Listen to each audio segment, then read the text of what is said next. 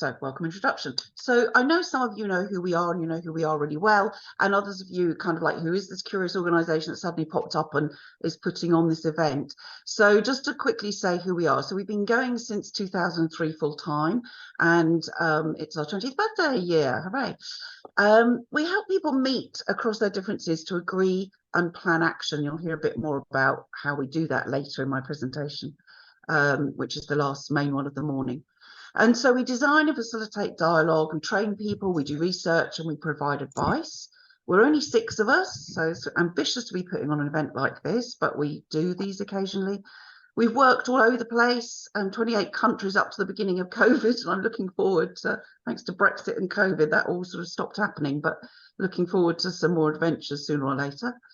And as a result of working in many different parts of the world, we've also worked across cultures, sectors, different educations, different kinds of status. So, I don't know, very senior global experts or leaders or ministers or whatever they are, and everyday folk, different ages. We've done quite a lot of youth work. Sometimes specialists, mixing with communities, which brings its own interesting dynamic. Work with Indigenous peoples and recently global climate experts. So right across all different types of people, of course. And we're also, I'm a solutionist at heart, so I'm very passionate about what works and what could work even better, and what can I learn from science and evidence and practice and successes. And so we champion and advocate for great practice participation in any setting we can. And then as a result, we have to kind of walk our own talk and set our own standards. And so as a result of that, we end up winning lots of UK awards, which is very affirming. When it comes to, so why are we doing this? Oh, sorry, I think that jumped one, did it? Yeah, it did. So when it comes to nature recovery, I think nearly all the projects we do have nature recovery and climate change as some aspect of why we're in the space. But more specific to this event, we've done work around wilding, restoring, reintroduction, regeneration, all of these R's. Species we've worked around have been badgers and the badger cull, which is a but it's the concerns about next year's budget. Hi Ross, could you just find whoever's, thank you. So we've worked around badgers and the badger cull, which was some years back but couldn't have got more contentious in the UK. Lynx, pine martins, falcons, so that some of that's advice, some of that's delivering the dialogue. And then different kinds of strategies. So I think it was last year or the year before, we were helping Europark develop their 5-year strategy for across the whole of Europe. So it goes beyond the EU, but it's about protected areas across Europe. And of course, wilding and recovery and reintroductions were part of what they want to go into their strategies, along with a whole load of stuff about the people side. Then we've done another extreme, if you like, so that's big and rural and protected areas across Europe. And then we've done strategies for greening London for the GLA a few years back, Quantock Futures, which is a protected area in the UK, and recently Jersey Tree Strategy, which was focused on trees, but there was a whole part of that which is about sort of trees. I think we had to, because we were working with mixed communities, we called it sort of trees doing it for themselves or something, because the difference between planting and natural regeneration was language that would not be in common use with everybody. So that also touched on this idea of sort of spaces that are more self-willed. We've worked in the jungles of Guyana, coral reefs, well, not in coral reefs, obviously, about coral reefs in the Caribbean, peatlands in Ireland, marine reserves, so such a variety of settings. And we also sometimes do topic work, and particularly relevant to this is, I think it was last year or the year before, we were doing some work with the John Muir Trust, and that was very inclusive. So we had people from very, very different sort of ethnicities, orientations, parts of society, parts of the UK. And that was all to start exploring what does wild feel like? What does wild mean? What is that experience of wild? And they're developing, or maybe developed by now, some guidance and protocols about what do we even mean by wild. And then okay, that's all lovely, but why are we doing this event? Well, we do these occasional conferences because when we're facilitating in different settings, we often hear sort of things that a particular part of environmental change is struggling with, and then we put on a conference. So last year we did one about nature and climate, communication that catalyzes action. And this year, I've been brewing this one actually for years, since before COVID. So because I've been working in and around wilding, recovery and restoration and nature conservation itself most of my career, and the idea and seeing some of the challenges that people were encountering. So my own long-standing support and interest for nature recovery, I was actually looking back in some boxes over the weekend, and I found that the very first conference I went to was in 1988. So that's possibly before some people on this call were born, or certainly while you were youngsters. So that's when I was at my first conference around nature recovery. And then about 15 or 20 years ago, I was very actively catalysing discussion events for the nascent Rewilding, as it was called then. It was a Rewilding network. It's not the same as the one now. And that was through an organisation called BANC, which is the British Association of Nature Conservationists. I was on committee, then vice chair, then chair, and we were working really actively to enable this very fringe conversation, to sort of people to get together and start sort of birthing and developing concepts and ideas and ecology, and start putting things in action.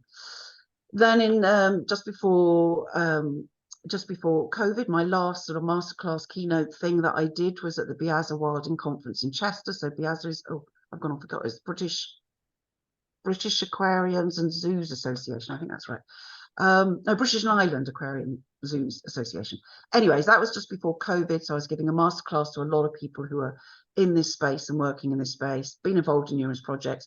And also, very sadly, we hear quite a few backstories. So we can get calls. I'm not going to talk about the projects. I'm not going to mention the people, all very much in confidence. But projects that front facing might look, it's all going rather wonderfully, but behind the scenes, things are sadly going quite wrong and ending up with damaged relationships, staff in crisis, maybe even having, very serious mental health issues. And we can get some of those calls and support people and help people to see if they can write their project or what the right options might be. So it's not very public, some of that you might know of it, you hear rumors and so on. So some of you might be aware of, but we do hear those stories and hear that actually none of that was really necessary. So on the people side, we see in these projects and across conservation endeavour, just much more widely, this deep understanding of ecology, natural function, trophic levels, discussions about how self-willed nature is or not, lots of talk now about benefit stacking, multi-benefit outcomes. And this isn't just the UK, this is much further afield, this is going on.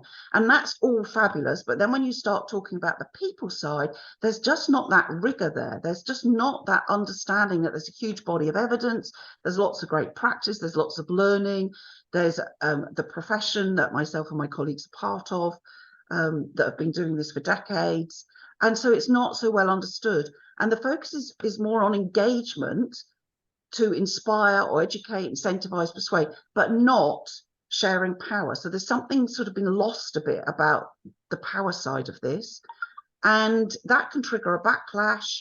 And if it doesn't have to be like that. And today you're going to hear lots of insights that, if you're already doing great work, will inspire you to greater. And if you've encountered some of the challenges that I'm touching on here, you'll be able to, I hope, find some answers. So we will be unpicking during the morning some of these things. But inherently, people feel decisions are imposed by outsiders. There's a whole outsider thing going on there, that they're losing agency, that they're not really being heard, that various fears, perceived or real, about livelihoods and livestock, ways of life, access to treasured places just aren't being taken into account. They can experience something called social and psychological shock and trauma. And this is very real and solastalgia. And those of us in the UK who know what's going on around the tree that was cut down by Hadrian's Wall, that's a lot of solastalgia going on. That's a lot of grief about loss of the known and the treasured. And I'm going to explain more about that later. But I just quickly want to touch on something about our past, because I think this has really got lost. And I think it's really important to understand, because then it suddenly changes your awareness of some of how we're talking, how we're thinking, and what's going on. So this is a super fast sort of scootle through some of how people have regarded the natural environment. So going right back to the 1500s and early colonialism, European countries sent out explorers to look for other continents. And when they found them, they discovered places which were already places to complex societies, but murders and expulsions and disease and epidemics and so on rendered there was a massive loss of life. And then the wilderness was understood as to be without people. And sorry, am I getting some messages from the team? Oh, yeah, okay, fine. Sorry, I just was hearing some messages from the team coming in. Right, so that was all, really tragic. I mean, it's horrific what went on. And the remaining Indigenous people were not seen as sort of great wise knowledge holders, but were seen as sort of wild and needing to be civilized. And the wilderness was perceived as to be a place without people. And then moving on during the Enlightenment, there was a focus on progress, rational thinking, scientific justifications for racism, and for treating some species and some places as places that humans valued, and other places as sort of threats and risk, and parts of nature as risk to us. Theories of evolution were used to categorize people and nature as inferior or superior. Lots of linear thinking going on, which we still have today, which obscured the interconnectedness and systems that we're working in. Natural environment is seen as separate and a resource to be exploited, and other cultures' views of nature were seen as irrational and primitive. Moving then further on, we came a bit of a shift to protecting nature, but from humans as much as for humans. So the early nature conservation was about worldviews that saw nature as separate to humans and wild and something to be used and tamed. Fortress conservation came in, which was the idea that you find these large landscapes and you fence them off or protect them from any human interference. So the idea that humans were part of those functioning systems was just not perceived at all. National parks were created, often violently, expelling people. This happened in the UK too, so it says Indigenous people here, but of course there were things happening in Ireland and the UK too, where people were forced off lands. And human influences on the landscapes were erased, and it was blocked any sense of people being part of the ecosystem. So I'm sometimes curious that I hear nature conservationists say we're all part of nature, but then be involved in projects which are almost trying to exclude people from nature and not seeing people as part of nature at all. And this idea that in particular white humans are not part of nature or natural systems sort of strengthened. Then coming more to the present day, so some of this, of course, society doesn't make these big leaps. So some people will hold previous views, some people will hold much more progressive views, but sort of broadly today, where are we today? So the attitude is still very much that science and technical knowledge is the primary importance and should trump all sorts of other knowledge, and that's referred to as scientism. Local, indigenous, or other forms of knowledge are still quite often disregarded. So please, if you're in a project that's not doing this, this is fabulous that you're not, but sadly we come across projects that do this and can be quite dismissive about other people and other interests. And the relationship between local people and the land, river, sea are considered less important than scientific goals. Fortress conservation is sadly still dominant, especially in the global south, with this idea of untouched nature, and it's marketed as a tourism experience. And it is influencing the wilding agenda, restoration, recovery agenda across the world. And worldviews of colonialism are still there if you take colonialism to be sort of extractive. So that's in new expressions where we're sort of seeing ecosystem services, so it's sort of nature at our service, or we're extracting others' knowledge for our own use and our own decision making, or we're using nature for our experiences, for our own need, our own fun or psychological restoration or whatever. So we're still sort of seeing nature as something to extract things from. And things are changing. So we're seeing a policy shift to EDI. So that's about inclusive ways of thinking. We're seeing the value of other worldviews and other ways of knowing and understanding. The IPBES report last July, I think it was, had this whole report on the values of nature. I've got a slide on that in my talk later. In other parts of the world, Indigenous people are now mobilising, and ethnicities are mobilising, calling for an end to green colonialism. And then what needs to change further? Well, it's still not enough to just collect and use local or other knowledges to inform your own decision making. That's still a form of extraction. It's still disempowering. It's not enough to decide for others, not with people. So we need to move to that. We need to ensure local and traditional knowledges are not being co-opted or abused or only used superficially. And we need for mutually respectful cooperation and co-production of change. So just to be aware of that history. So just very quickly, I'm going to talk about today's event and then we'll move on to the first speakers. So we're going to hear from some truly brilliant speakers who are going to share all sorts of insights from varied backgrounds. We're going to hear some recent updates from the fields of nature restoration, recovery and rewilding. So some little almost like news pieces. There's going to be times for you to discuss and learn and network with each other. And we have designed this in a way that you take away new insights, new ideas and new solutions back in to the sectors, settings, projects that you're working in. Guidance for how this is going to work. So there's going to be some comfort and stretch breaks, which are of course needed when we're working online. Mute for presentations, unmute when you're in breakout groups or during Q&A and you want to ask a question. We'll mainly be taking live questions during Q&A, but if you want to raise your hand to get yourself visible to us in Zoom, then please just use the raise hand function. The chat function will remain open, but that's not where the main activity is. The main activity is in the presentations, in the Q&A, and in the breakout groups when we do them. So we will look to pick up questions there, but I know in some conferences there's almost two things going on. There's the sort of presentation and then there's a whole thing happening in chat. And for some people, particularly people with different neurodiversities, that's really, really difficult. So we want to sort of say, try and keep what's mainly going on in the live stuff, not on chat. When we place you in breakout room, there'll be a lag. You're probably used to that now, and unmute when you're in those groups.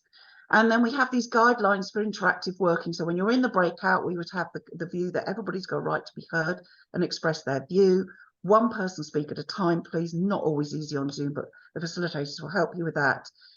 Aim to be concise and to the point so others have a chance to say what they want to say, and aim to keep on the task. So we'll have questions that we're exploring with you. Aim to use language all can understand. There are people from different countries, different aspects of all of this. So different acronyms and languages will be in play. So try and use language all can understand. When we're noting what you're saying, we're typing it up, just check that what we're saying is what you mean, because we'll just collect that up and we'll share that around later. The points you make will be recorded in writing, but they won't be attributed. Breaks are tight because we've got lots of great speakers, and please feel free to disagree, but not to do it in a disagreeable way. Right, Sam, over to you, I think. Thanks, Dana. Hi, everyone, and a warm welcome from me. My name is Sam.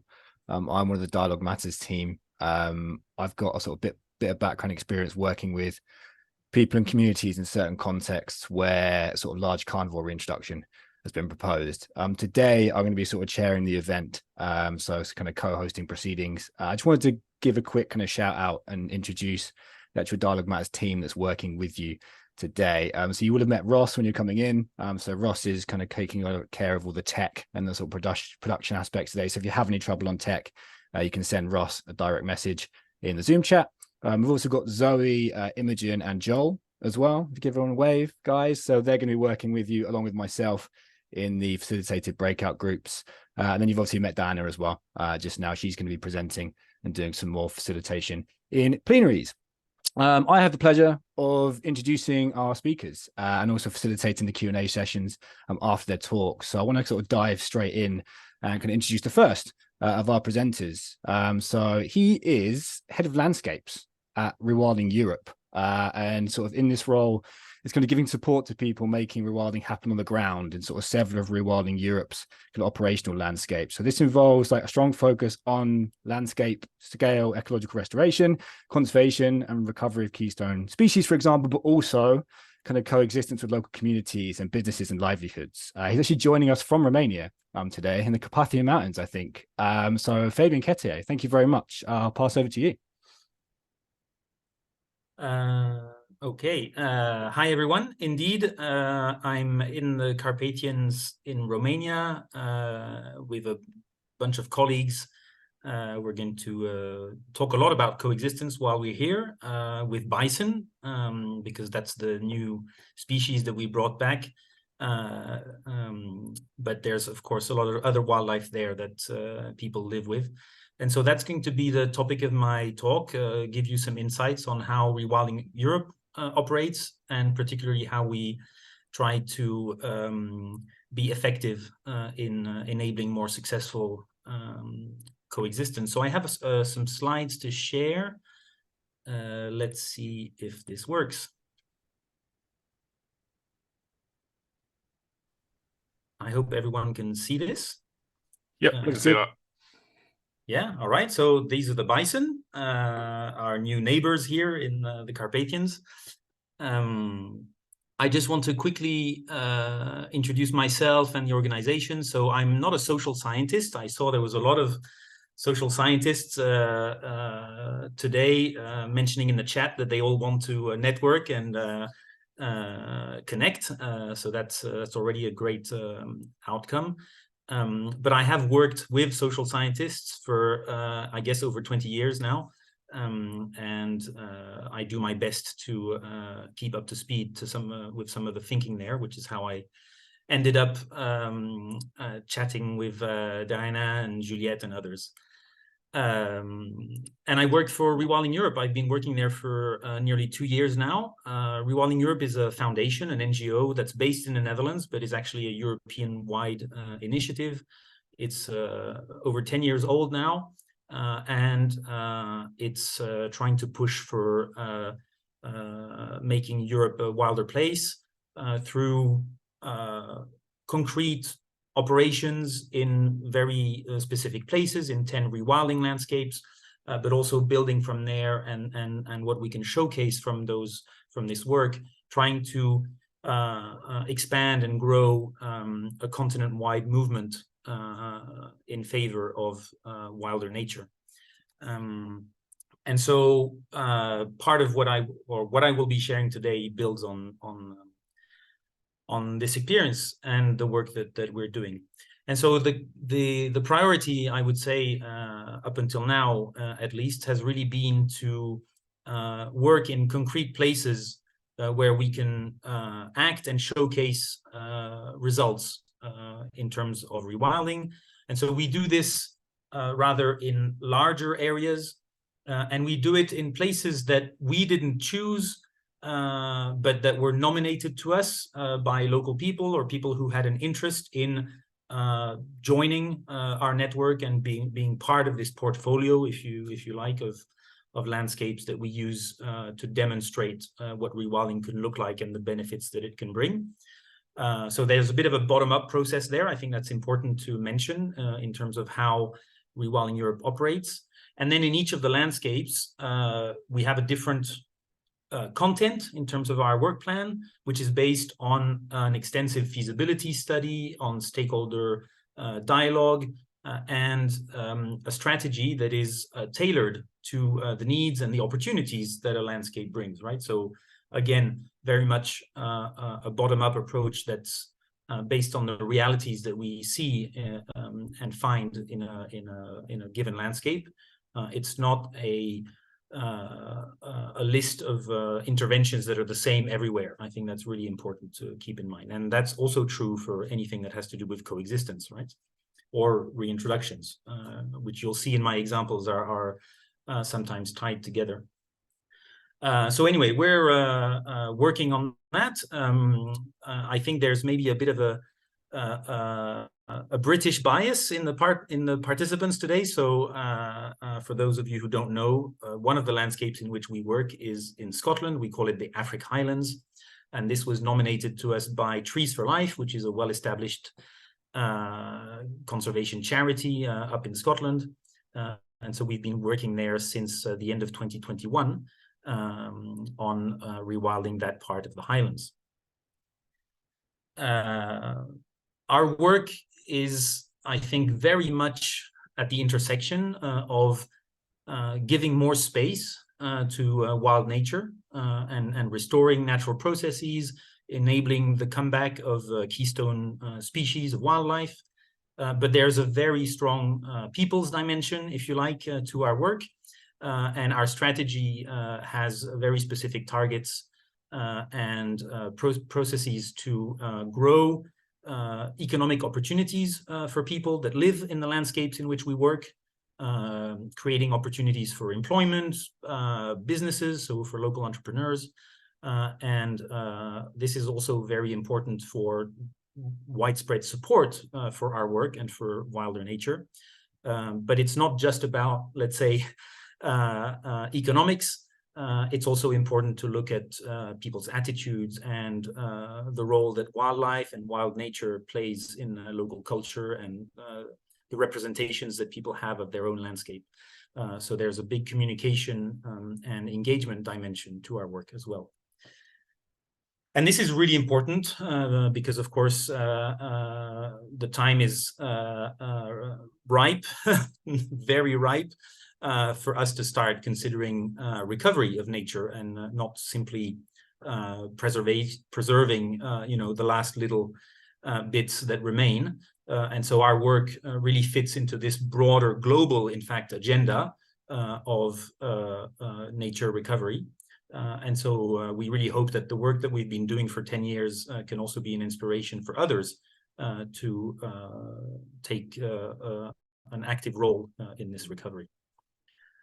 Speaking of recovery, I think Europe can be proud of itself for at least one thing, which is the successful comeback of a number of species, thanks to effective protection, thanks to changes in land use across the continent.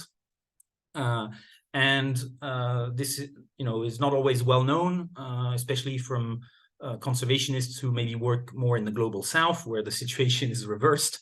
But we have had a very successful comeback of many iconic species across the continent. And so this changes also a little bit the narrative. It's not so much about conserving the last ones, being more strict on protection, perhaps, but actually finding ways for people to live with this wildlife everywhere on an everyday basis. And these new neighbors can sometimes be a bit cumbersome. And so we need to adjust and find ways to live together. And I think this is what I want to speak about today. It's one of the more difficult, let's say, topics that we have to deal with at Rewilding Europe, because this doesn't make everyone happy. And some specific groups of people are, of course, particularly affected by these changes. And the symbol of this is, of course, the comeback of the gray wolf. It's been a very hot issue the past few weeks, with some declarations from the President of the European Commission on the fact that there's now too many, and some possible changes to EU laws protecting gray wolves. So this is really the symbol of wildlife comeback and the negative implications that has for some people. But it's not just the gray wolf. I'm here in Romania, where we brought back European bison. Those are very big animals.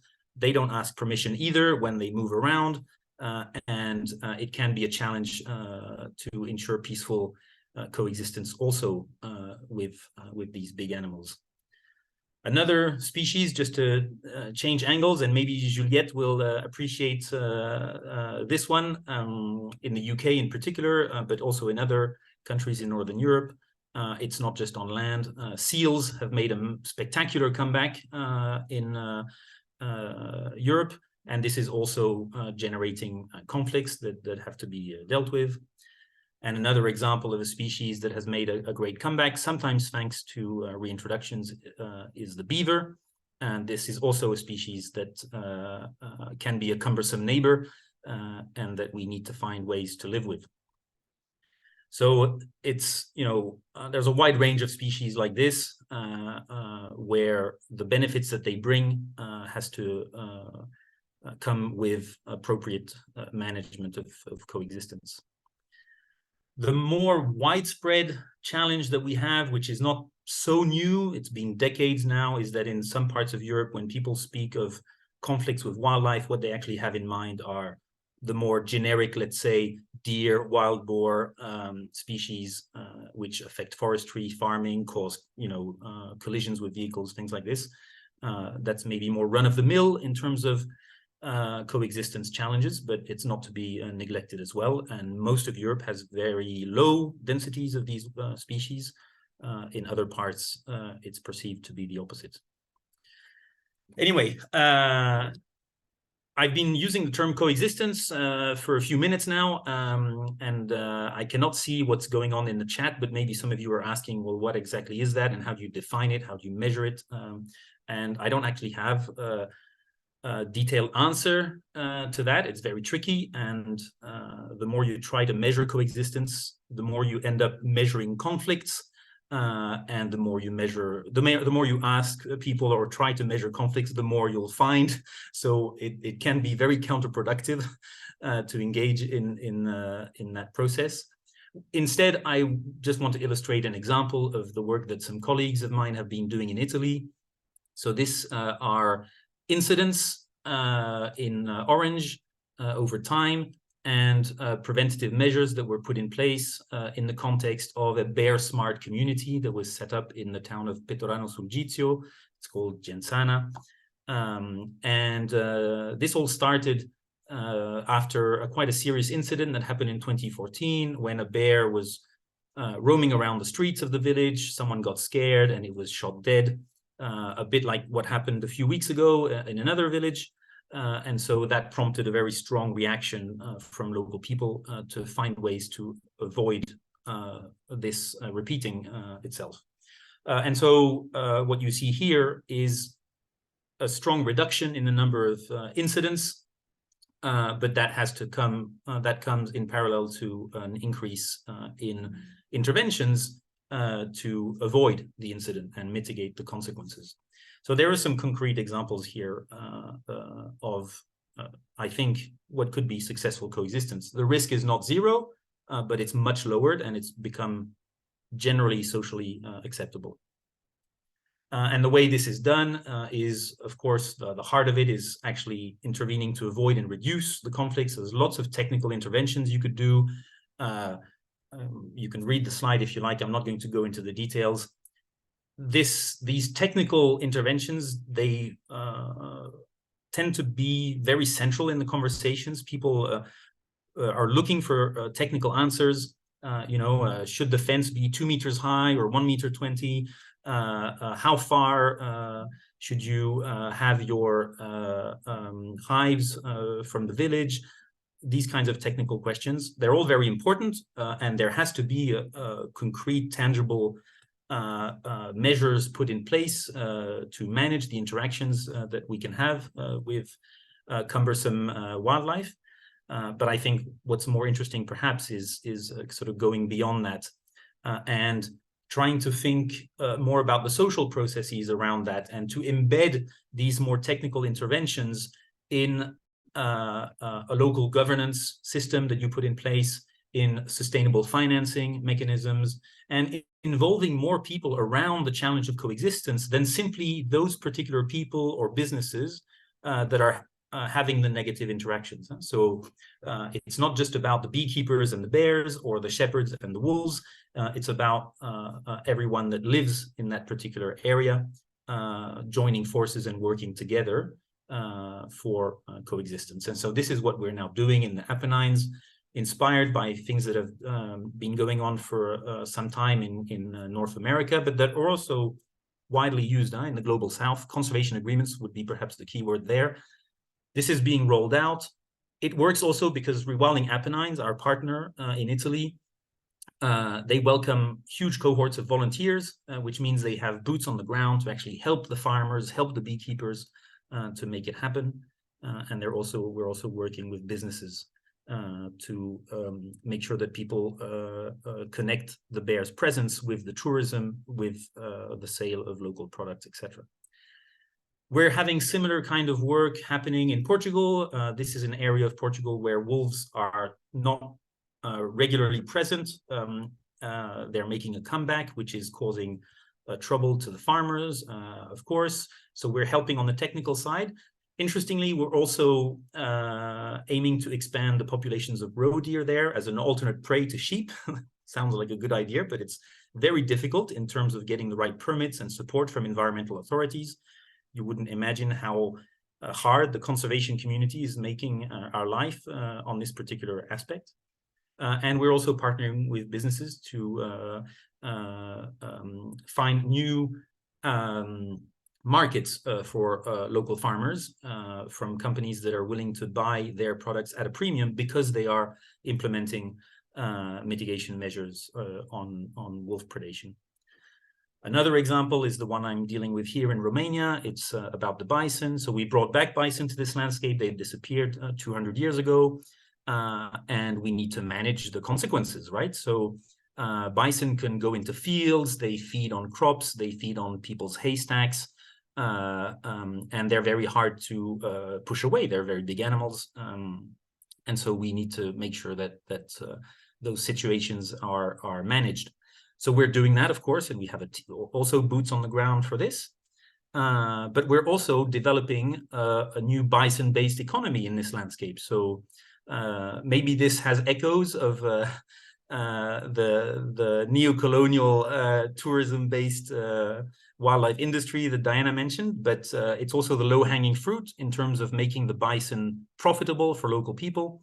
And so we're bringing tourists, we're training local entrepreneurs, we're investing in the accommodation and facilities that are needed for them. And we skim off some of the revenue to cover the cost of coexistence, to make sure that we don't end up with a win-lose situation in terms of developing the tourism, while maybe other people in the community are having to suffer the consequences of the bison being present. So a lot of interesting work going on there. And we can do all of this because Rewilding Europe has a very explicit goal to grow, nature and wildlife-based businesses in the landscapes where we operate. So we are putting our money where our mouth is in that respect, and we have different tools that we offer to local entrepreneurs so that they can build and develop businesses that generate income and opportunities thanks to rewilding. My last example, I think, might be quite relevant to people in the UK, is dealing with beavers, beaver smart communities. There's a temptation in all of these situations to, not just for beavers, to rely on the government and government schemes and compensation payments and calling on the agencies. But doing that also goes around the need for the local people to embrace the comeback as much as possible and find solutions together on how to coexist with these species. And it's the role of rewilders to enable that in a very pragmatic way by working with people. So my, let's say, conclusion here is that we're really working towards better coexistence with and for people, and that this wildlife smart community concept, and happy to debate the choice of words there, is something that we're using to structure our work across our different landscapes. It's really a local development concept rather than a strictly conservation concept, and it requires boots on the ground, being there, present with people, living in the landscape, and not just telling them what to do from a distance, but actually getting your hands dirty. It also means building trust and working together and collecting information, sharing it, debating it locally, without, as much as possible, without interference from the bigger political discussions that one may have about, ecology, the environment, wildlife. That's really important. Being aware and okay with the business side of this, and the fact that people need to make a living, and if wildlife comeback is just a constraint and never an opportunity, it's going to be much harder. So we need to confront with this head on. And the way to structure this, and the concrete output, if you like, is defining roles and responsibilities with local people and setting up governance arrangements, which we hope will exist beyond us and our involvement, and can be maintained over time, and hopefully are self-funded through working with the local businesses. And this is really just an example of the bigger picture of the approach that we have at Rewilding Europe, of trying to use wilder nature as a way to transform landscapes and people's lives for the better, by leveraging a positive narrative around nature's recovery in our different landscapes. So I talked about wildlife comeback, but you could have the same conversation about re-wetting peatlands or transforming forestry and other kinds of interventions that we do. And that's it. Cool. Thanks very much, Fabien. If you stop your screen share, we're going to head into a little Q&A for 10 minutes or so. I'll just reiterate for people, if you want to ask a question, if you try and use the raise hand function, so at the bottom of your Zoom screen, at the kind of taskbar, you'll see reactions. If you click that button, there'll be a little raise hand icon, and then you'll show up, and I can see you for kind of questions, because there's quite a few of you. I've only got a certain amount on my screen. Does anybody want to jump in and ask a question?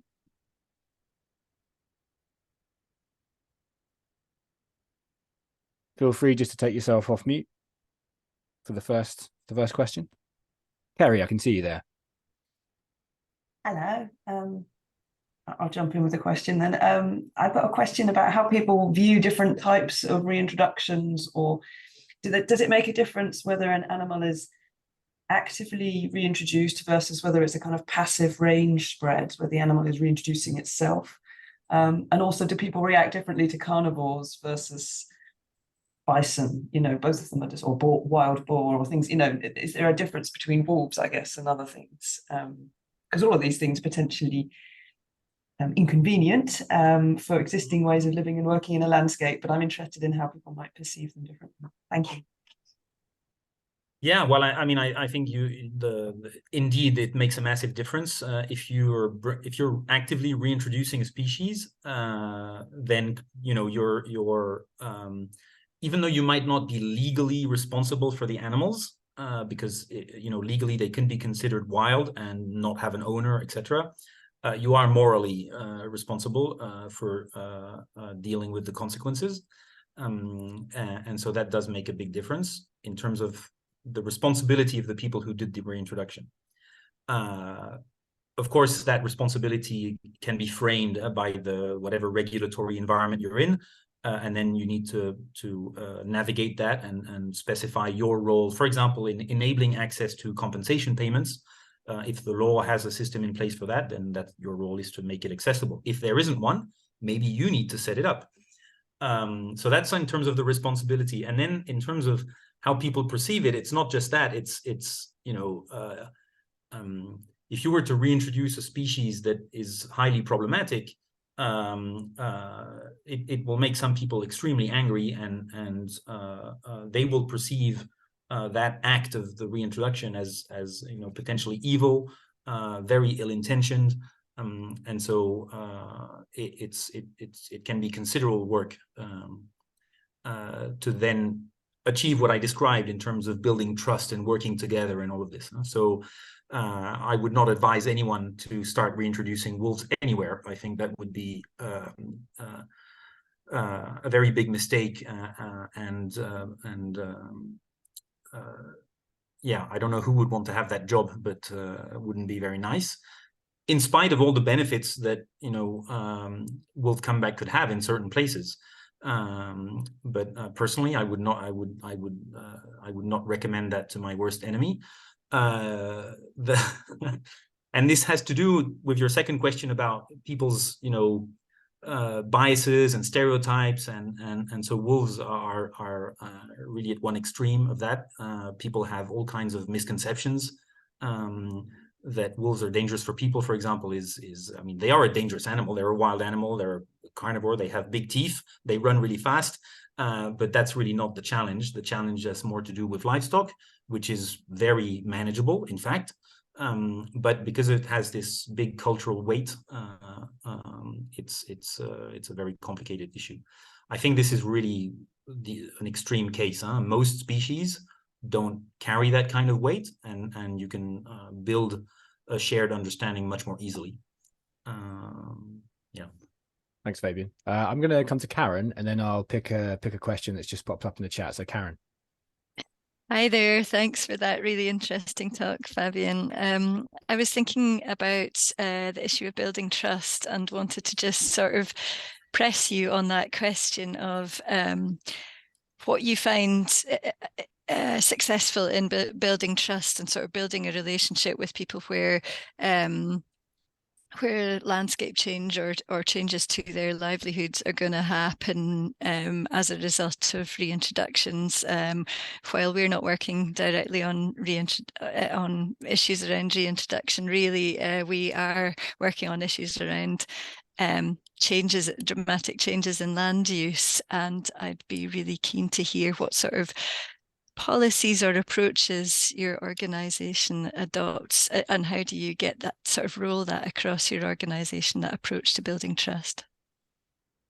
That's a good question. I think it's very context dependent, of course, and it's down to people, right? So I guess maybe one of the first things is hiring the right people.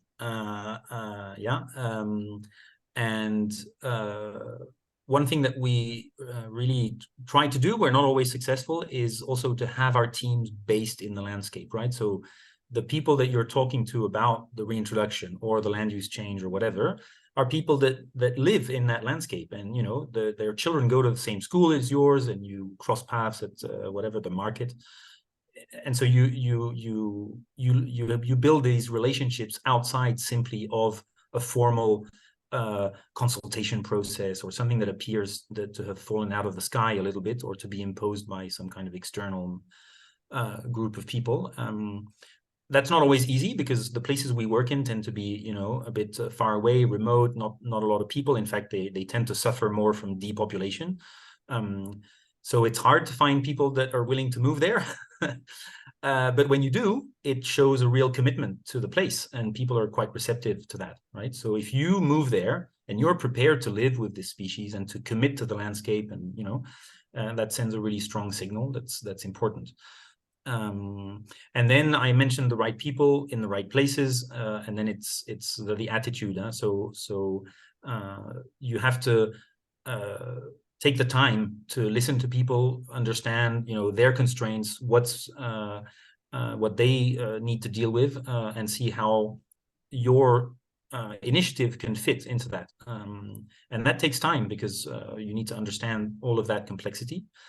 That being said, if you wait for everyone to agree, you're never going to get anything done. And so it's also important to be aware that some people are going to be, you know, forever unhappy, whatever you do. So you should really focus your attention to your initial allies, and then you know, build enough support that it becomes achievable. If you can concentrate your efforts on you know, the opponents, and especially the minority that's most vocal, perhaps, then you're wasting your life, really. So that's a really important aspect. Maybe that's not entirely politically correct, but in terms of making it work, it's important, I think. Thanks, Fabien. I'm just going to take 2 more questions. I'll take that question from the chat, and then Michaela, I'll come to you afterwards. So from Laura in the chat, I was wondering if there's a way of measuring the impact of tourism raised by rewilding. I'm not sure what kind of impact we're talking about. There's 2 kinds. There's some negative impact, for example, on the wildlife, disturbance in particular. And then there's the positive impact, which is actually generating, you know, income and employment opportunities and business opportunities for local people. It matters to us to minimize the negatives and maximize the positives. Whether or not you can do that also depends on your starting point. So here in Romania, we're in a landscape where there was no tourism. In fact, it's a massive challenge, and to start or to create a tourism destination out of nothing is a massive undertaking. It's much harder than bringing back bison. And so there, we're not expecting a lot of negative impact in the short term, because there are very few tourists. In fact, and they're all, you know, guided and everything. What we're really counting on is increasing the number of people who make a living out of the bison being there. In other parts of Europe, it's the opposite. There's too much tourism, perhaps too many people out and about, and in fact, the wildlife is suffering from not having any areas where it can be left in peace.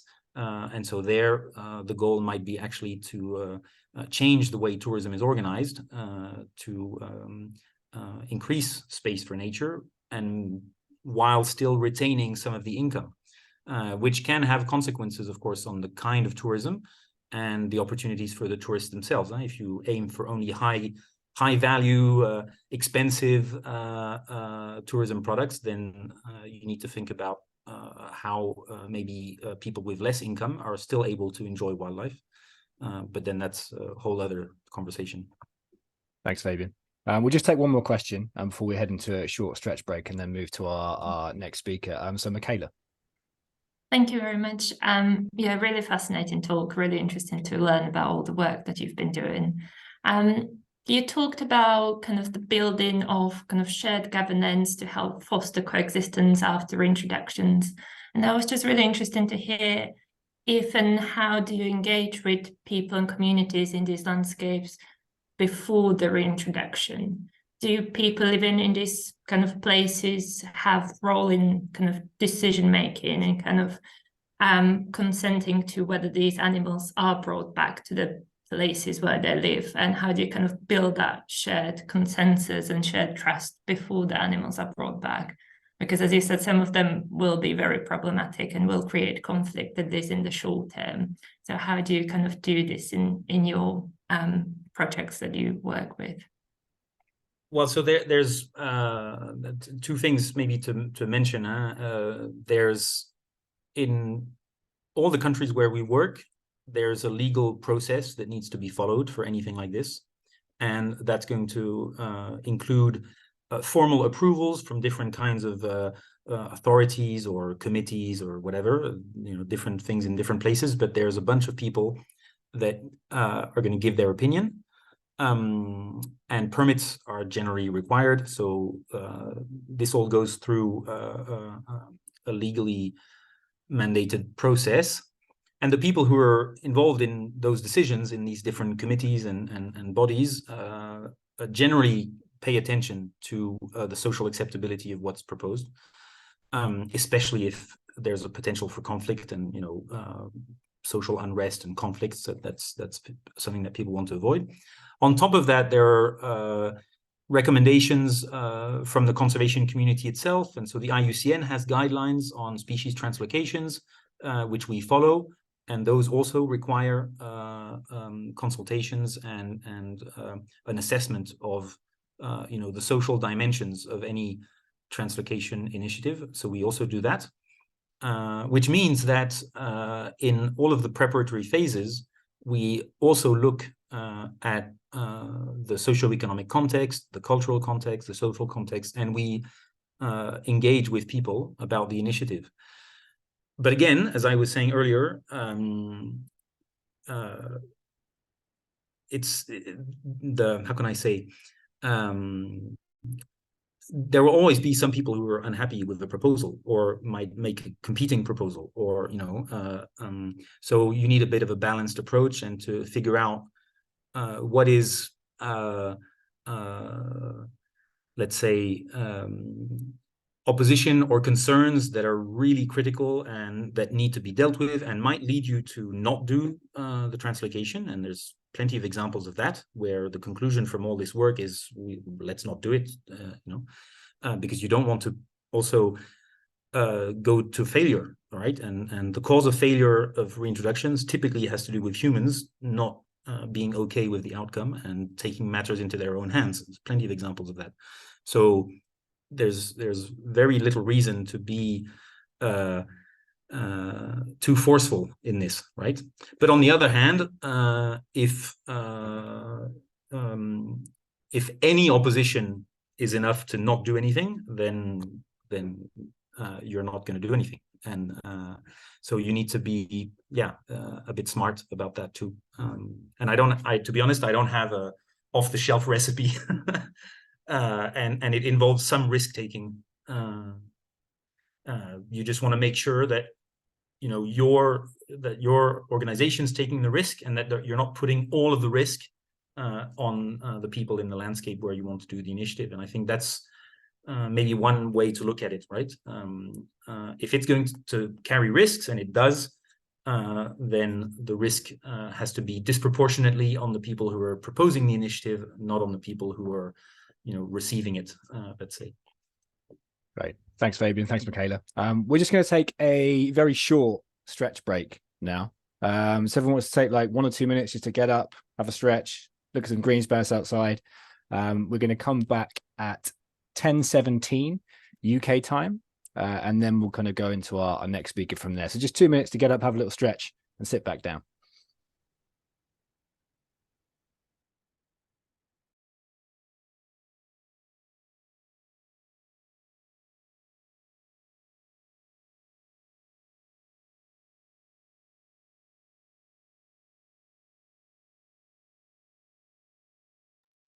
Hi, James.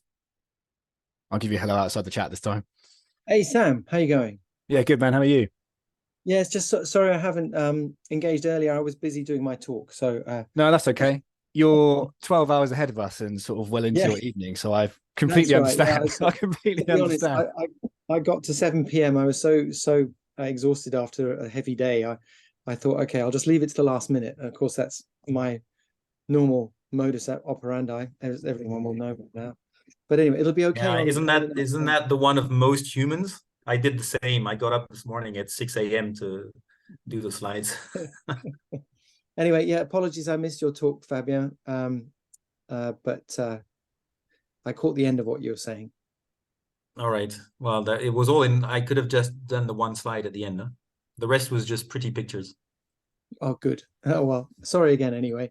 But Sam, I'm all ready. I sent the slides to Imogen. Yep. Just in case there's any problems. Lovely. Well, we'll welcome everyone back now. So if everyone is back in your seat, pop your videos on so we can see you, and then we'll kind of move on into introducing James. So James Butler is joining us from New Zealand, across time and space, across time zones. So he is a multidisciplinary sustainability scientist. So he the social science group manager at the Cawthorne Institute in New Zealand. He is a co-chair also of the IUCN Rewilding Working Group. A lot of his research kind of revolves around sort of complex natural resource management problems, and also applying participatory systems and developing tools and processes with people that enable them to better understand kind of future changes. So I'll throw it over to James. Welcome, James Butler. And throw it to you. Thanks, Sam, and kia ora from New Zealand. Apologies, I've joined a bit late, but I was doing my presentation. I'm just going to put this on full screen or presentation. So let me just get this right.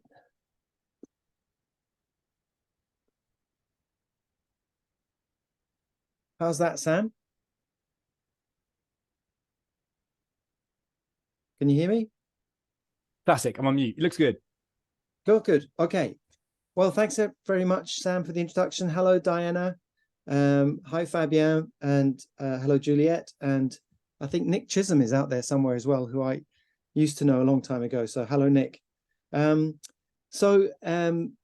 Yes, I was just asked to give a quick talk about some of the governance dimensions of rewilding, which Fabien was just discussing there, I think, in the last couple of questions before you had the break. This is work that we've been doing through the IUCN Rewilding Working Group, but also prior to that with Juliet Young, who you'll hear from, I think, again in a short while, and many others who I haven't listed. But Natalie Petrelli is probably the major person to mention, as well as the other co-chair of the Rewilding Working Group. I wanted to start with this sort of cover slide because a lot of the thinking that we're doing in rewilding is actually around estuaries and managed retreat, particularly here in New Zealand. And these pictures aren't from New Zealand; they're from the Mississippi Delta in Louisiana. In a funny way, it's a sort of the overlap there and elsewhere between sea level rise and managed retreat and rewilding all at once. The little sort of frame on the left is quite interesting. That's you can see some of the man-made channels that were built for oil extraction in the Mississippi Delta several decades ago, and they're gradually flooding as the sea level rises further and further. And then on the right-hand side, you've got the little settlements that are left along the bayou. And of course, the people that live in those settlements are, if you like, in the front line of rewilding stroke climate adaptation, and ultimately potentially having to extricate themselves away.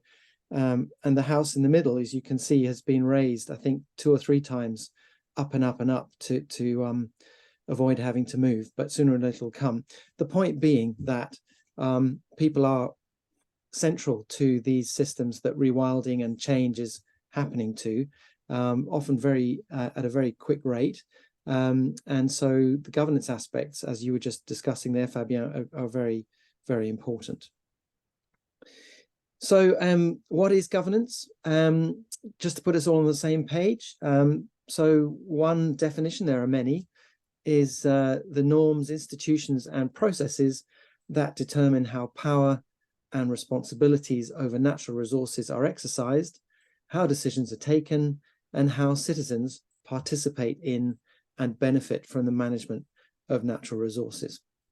So several key words in there: power, process, responsibility, decisions, participation, citizens.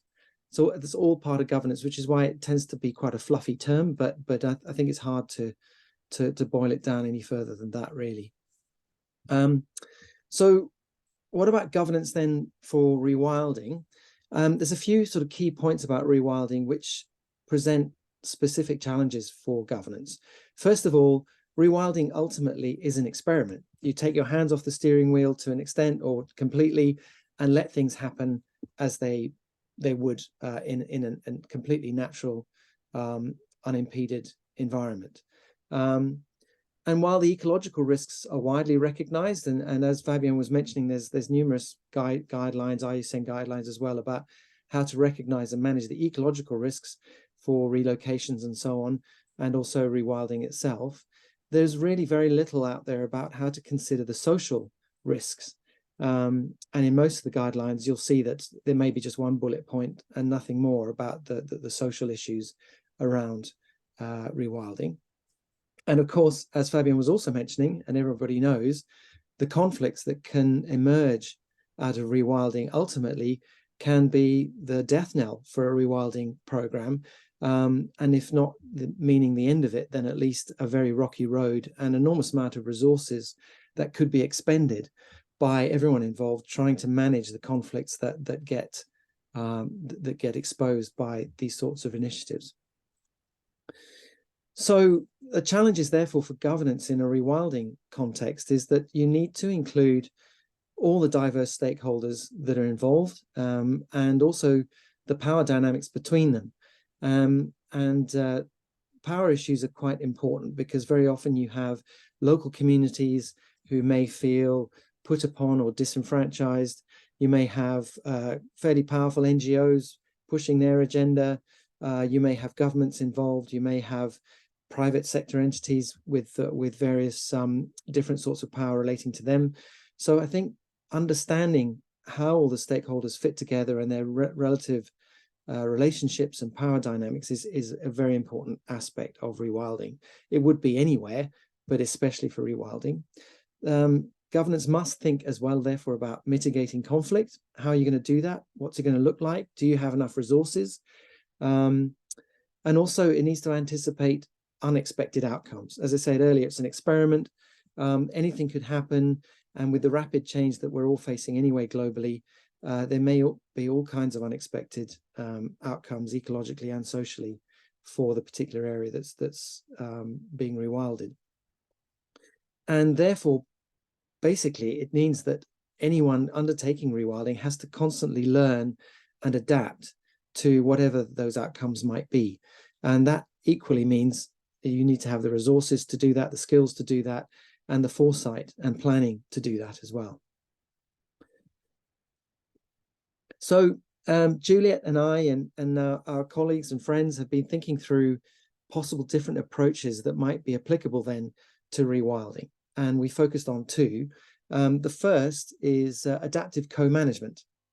Adaptive co-management is a fairly new idea, which is basically a blending of adaptive management with co-management.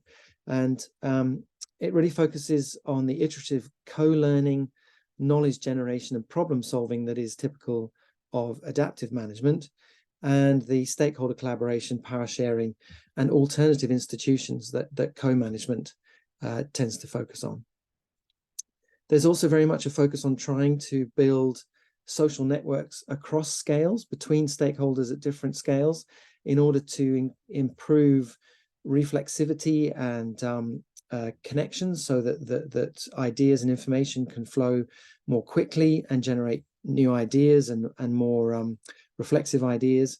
And therefore also the integration of multiple knowledge types, acknowledging that complex problems need lots and lots of different kinds of inputs to try and solve whatever issues may be arising. And finally, it also emphasizes the reflexivity that's needed through evaluation and learning, and constantly adapting and shifting to emerging issues. Now, a lot of these ideas Juliet and I have developed when looking at conservation conflict, particularly in Scotland, in the Murray Firth, around seals and salmon there.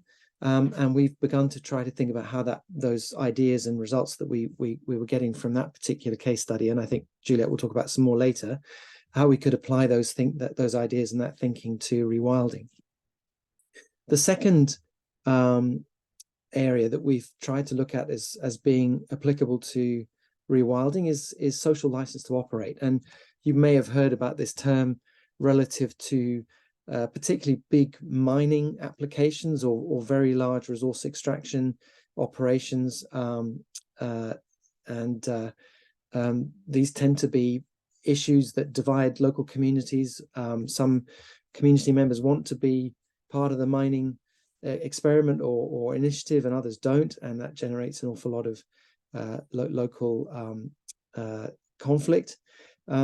So social license is really about the informal acceptance and approval or trust that a local community extends to a corporate entity or industry.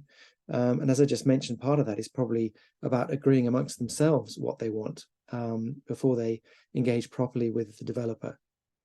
It also revolves around the idea that development proponents should acknowledge and address social concerns about a novel proposal, so they have a duty of care or a responsibility to do that, and therefore they need to build a relationship based on trust and transparency, and that has implications therefore on ethical governance and social justice around how the development is approved and broached and ultimately governed.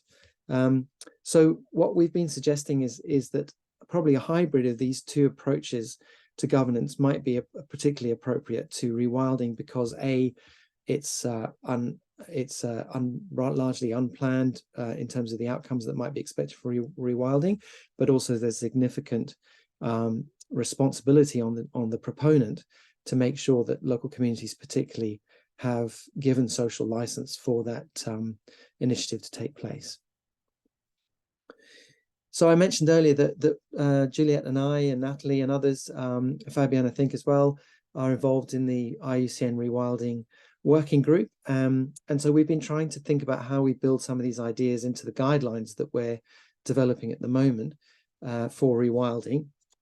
And in the draft guidelines that are out at the moment for consultation, we've proposed a sort of a pyramid of principles which are founded on the sort of basic underlying principles around planning for minimal human intervention over the long term, focusing on ecosystem functioning and ecological complexity at multiple scales, and allowing for reorganization and renewal of ecosystems in response to disturbances.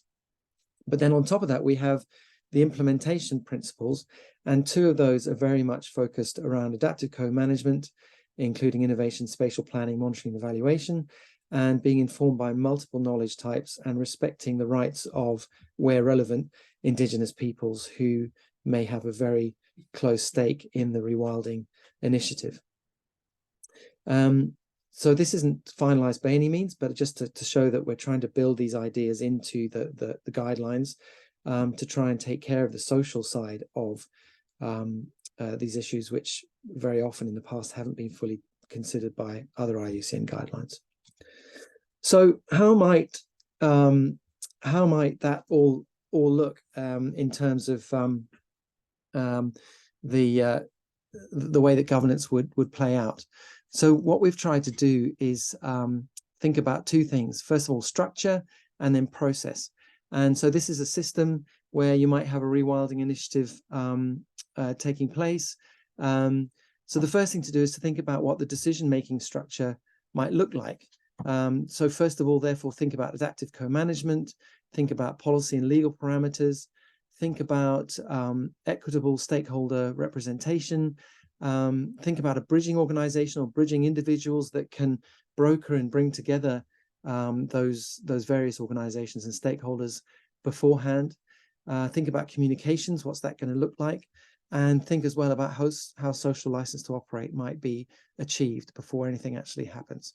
So those are just very rough ideas, principles, if you like, about how the structure for governance might be formed. And then the next thing is around process. So the first step of the process is obviously the planning and the design. So in here, you might have a theory of change about what you're actually trying to achieve, what the vision is, what the shared goal is of the initiative, maybe a stakeholder and power analysis to figure out who's who in the zoo and how to manage those relationships, maybe a cost-benefit analysis about who's going to win and who's going to lose and how to manage that. Climate change impacts might be something else that needs to be thought about as a exogenous shock to your initiative that you have to think about. Various other issues about native species versus introduced species to act as surrogates, reintroductions, and early on, perhaps think about an exit strategy as well, if it doesn't actually go according to plan. Step 2 then is implementation, and this is where you might use the IUCN guidelines of, for example, reintroductions to guide that. Think about stakeholder involvement actually in the implementation so that people are actually engaged rather than just the technicians being engaged. And then what does tapered management look like, where you start with the intervention and then gradually allow it to manage itself. And then step 3, crucially, is the monitoring, evaluation and learning. And Juliet and I have developed some indicators that might be useful for this sort of exercise. Clearly, you need to think about ecosystem outcomes. So if you actually achieved what you expected to or wanted to as far as the ecosystem is concerned, but then also you need to think about the social outcomes. What would they look like? What should they be? And those sorts of issues might be things that you had identified earlier in your theory of change. Also, maybe thinking about adaptive capacity outcomes. So how has this partnership or experiment actually built adaptive capacity of all the stakeholders to cope with future change, not just around the rewilding initiative, but more broadly than that? How about conflict resolution? How has that been addressed and solved? And crucially, are the preconditions for continued adaptive co-management there, or have they faded away? This is really important because if you don't have those preconditions, then the process simply won't continue. It'll just be a one-off. And of course, within that as well, questions about social license to operate and whether or not that's been achieved. And then that will ultimately feed back to the structure. Have we got the right structure or not? Do we need to tweak anything? And fundamentally, eventually, going around that circle again to maintain that adaptive learning process. And of course, if it all goes belly up and everyone hates it and the costs are way, way exceeding the benefits, then you do need to have some sort of exit strategy potentially as well to think about how you get out of something that's not actually what you'd hoped for. Finally, I just wanted to make a sort of a pitch, if you like, for the role of knowledge brokers in these sorts of processes. I mentioned bridging organizations, but that also applies to bridging individuals, people who are neutral, independent, trusted, are good go-betweens, are good negotiators, who can play a really important role in, first of all, setting up the governance structure, and then secondly, facilitating the process of governance as well. So knowledge brokers tend to be thought of in terms of linking information, knowledge, and decisions, but they can also be facilitators. But the word of warning here is that it is a very, very difficult job being caught between all of the various interests in a particular initiative. And very often it requires 2 or 3 people to actually take that role, because it is just so taxing for one individual to do that. So just finally concluding with a couple of thoughts. So Juliet and I and our colleagues think this is not necessarily a blueprint. Every context is different, as you will well appreciate. But I think there are some key principles in there that could be useful. But what we'd like to suggest is that something like this, or these principles, could be sort of trialed and errored in case studies. And then if we could share lessons about what worked and what didn't in terms of governance, I think that would be useful for everybody. And we were wondering if we could set up some sort of global community of practice, perhaps behind the guidelines ultimately, where we can all share and learn from each other. One comment we had back on one of the papers that we published was that actually all this governance stuff is not necessary. It's too much extra work for a rewilding initiative that is already too difficult. So why would we want to go the extra mile? Well, I think we'd argue probably that it's actually worthwhile putting the extra effort in, because if you don't, and you can't cope with the conflict that might ultimately emerge, then you've just wasted your time and effort anyway. So I think that's something to think about.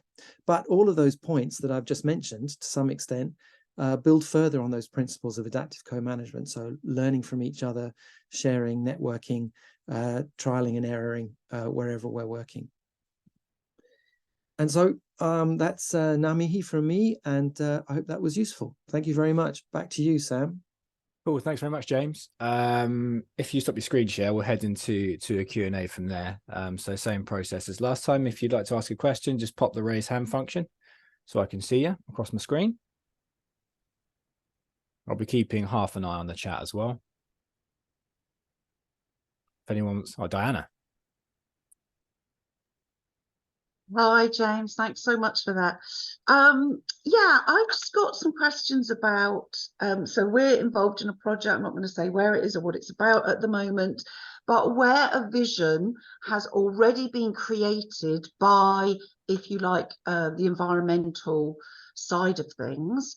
And they now want to go out to wider engagement to co-create sort of future adaptive management to their setting. I'm trying to think how to say this carefully and not give away the location. But, you know, we've got an issue that the first thing we would normally do is bring all the multiple different sort of stakeholders, beautifully balanced as best we can, and with different knowledges and different insights and understandings of that setting together to collaboratively develop a shared vision. And the fact that a vision has already been created is already imposing something and constraining something and sort of setting the trajectory. But I saw that you've got that in your planning and design. One of your step 1 was a shared goal and vision, and a shared goal I get, in this context, it's the better management of this particular environment that is deteriorating very badly and is going on trajectory for catastrophic effects for both nature and people. So absolutely there's a shared goal, we need to do something about it, but to have come up with a fairly specific vision about what the solutions look like and where everybody's trying to get to feels to me like an imposition. So I just queried about your step 1. Yeah, it's an imposition.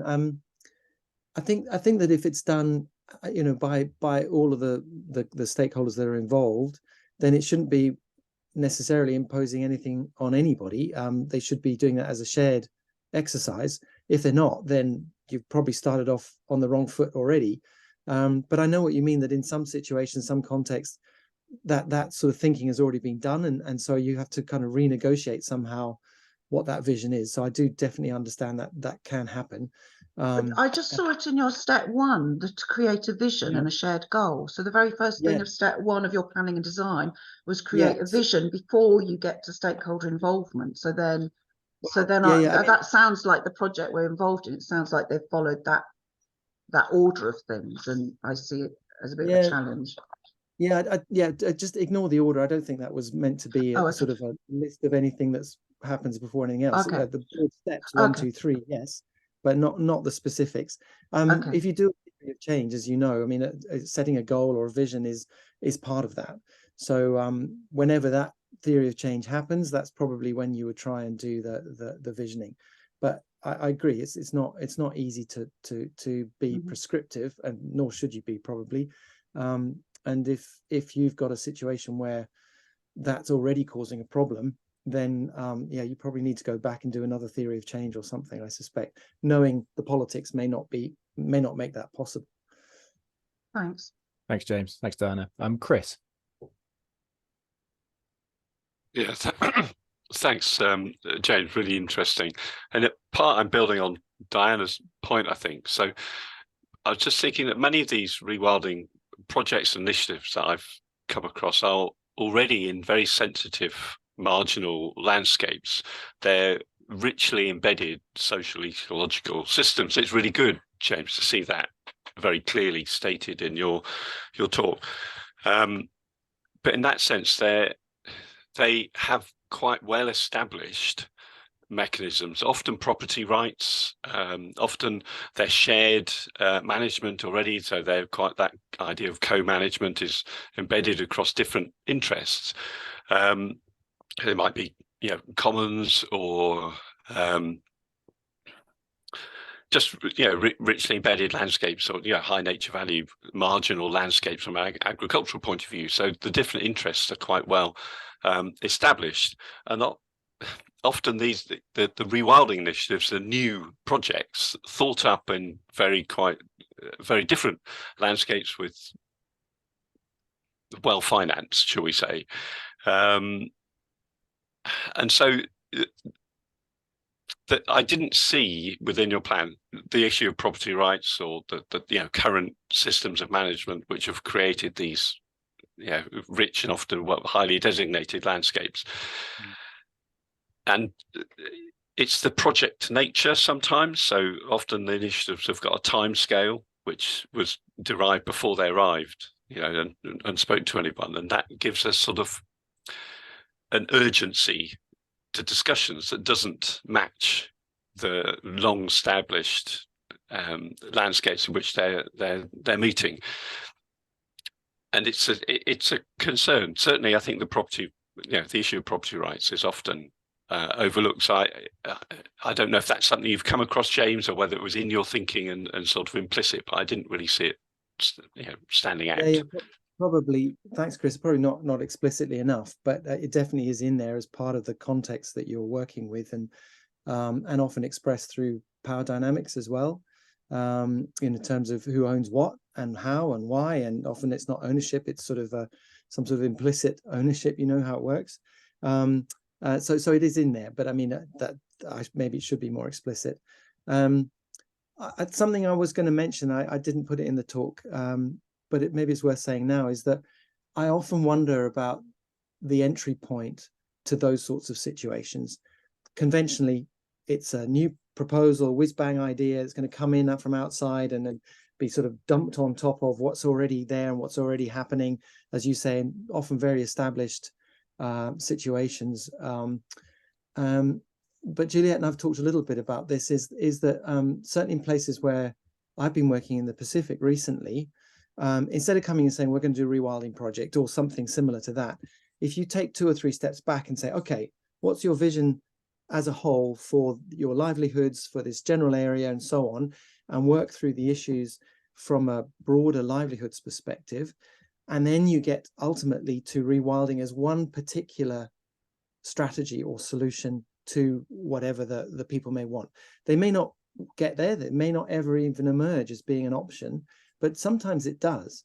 And if it's then couched in that sort of process of transformation or change as being one of several other things that could happen, maybe that's another alternative to approaching those sort of embedded contexts that you're talking about, rather than, as I say, coming in with a whiz-bang idea and just superimposing it on something as the latest big idea that someone's had.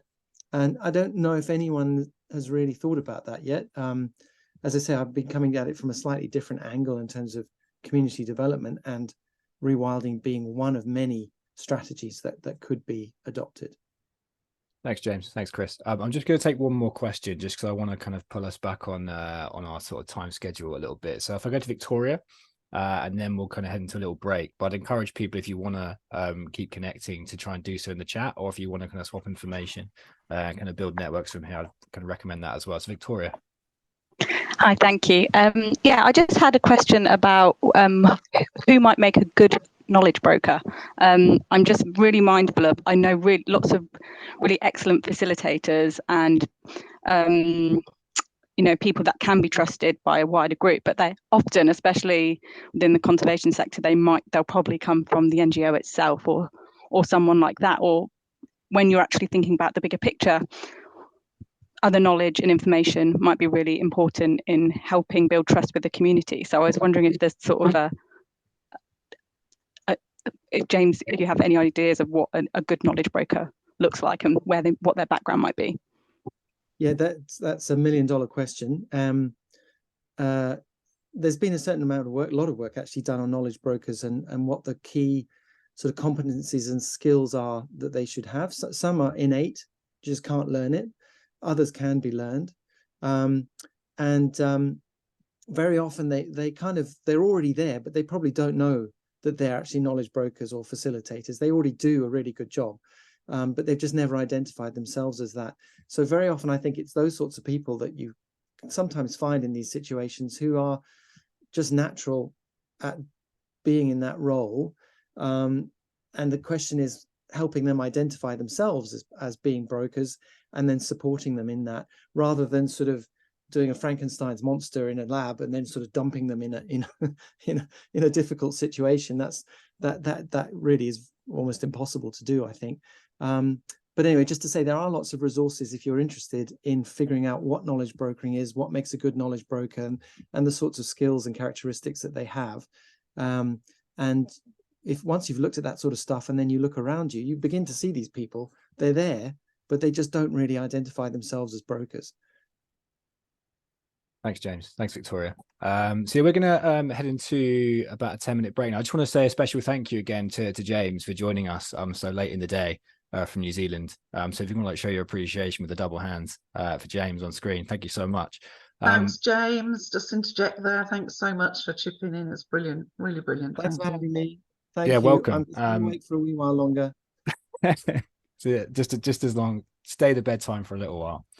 So we're going to take about a 10-minute break for now. Are we all right for 12, Ross? Or we want to keep it? So 12 minutes. So conveniently, the 12-minute break is going to take us to 11 a.m. British time, UK time. So if everyone is back for 11 a.m. UK time, then we're going to head into a bit of an interactive session from there. So 11 a.m. UK time. See you then.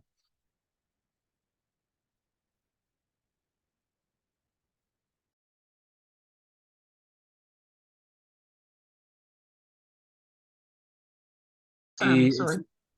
It's not so we're going to introduce the first of our little kind of news bulletin style kind of spots. So I wanted to introduce everyone to Kerry Waylen, who is a researcher at the James Hutton Institute in Scotland. So she has recently been part of a piece of participatory research with kind of stakeholders from public bodies that sort of helped inform a definition of rewilding that's now been adopted by the Scottish Government. It was adopted in July 2023. So she's going to be sharing with us kind of the background of that work and that piece of work itself. So Kerry, over to you.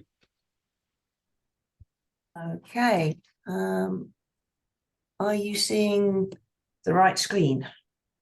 Recording in progress. I can see your screen. Yeah, Kerry. Okay.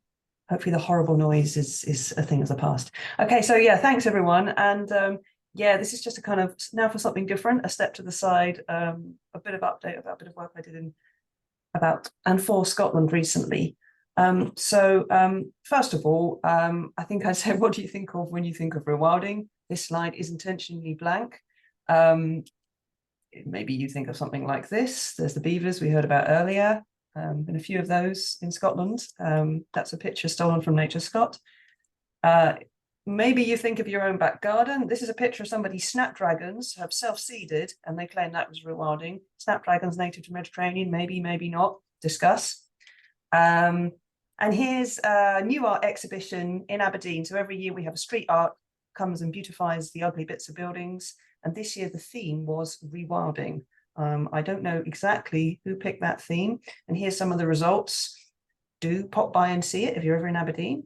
But it just goes to show the real diversity of ways in which rewilding is understood and the salience of the term, such that street artists might choose to start using it.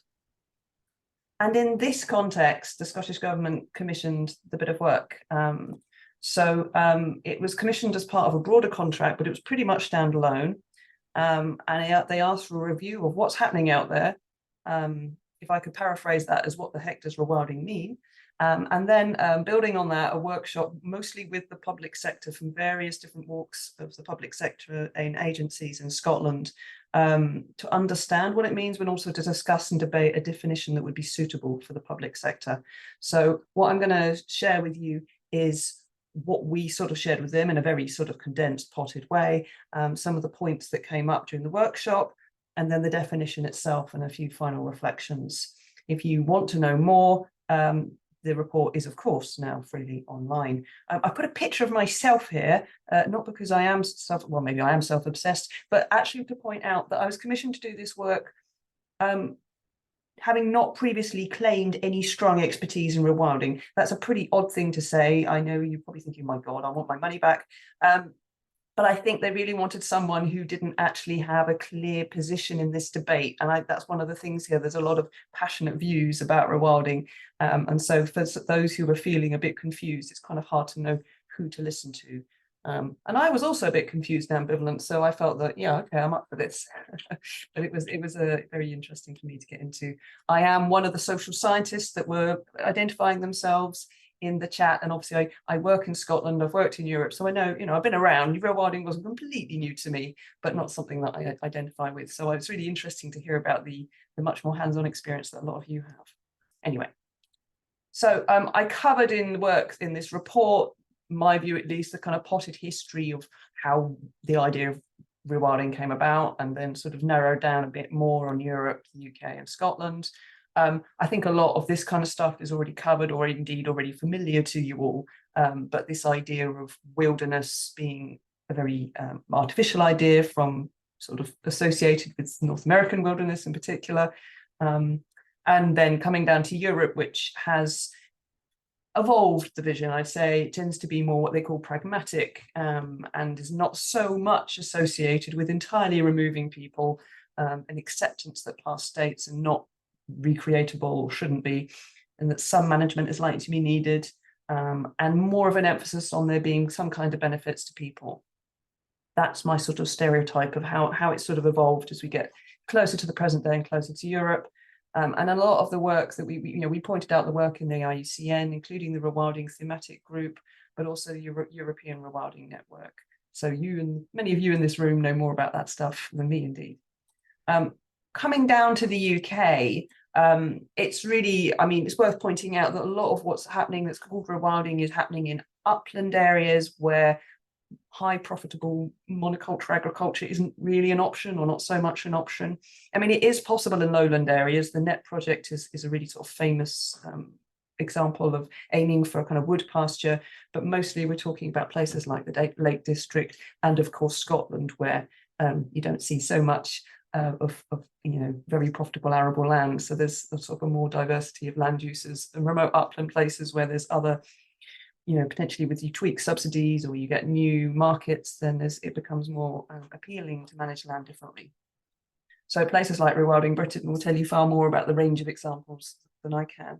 But what I think is really more important to note is that the public sector and many of the established environmental groups, so particularly NGOs, are not using the term. In fact, I'd say they're very studiously avoiding the term.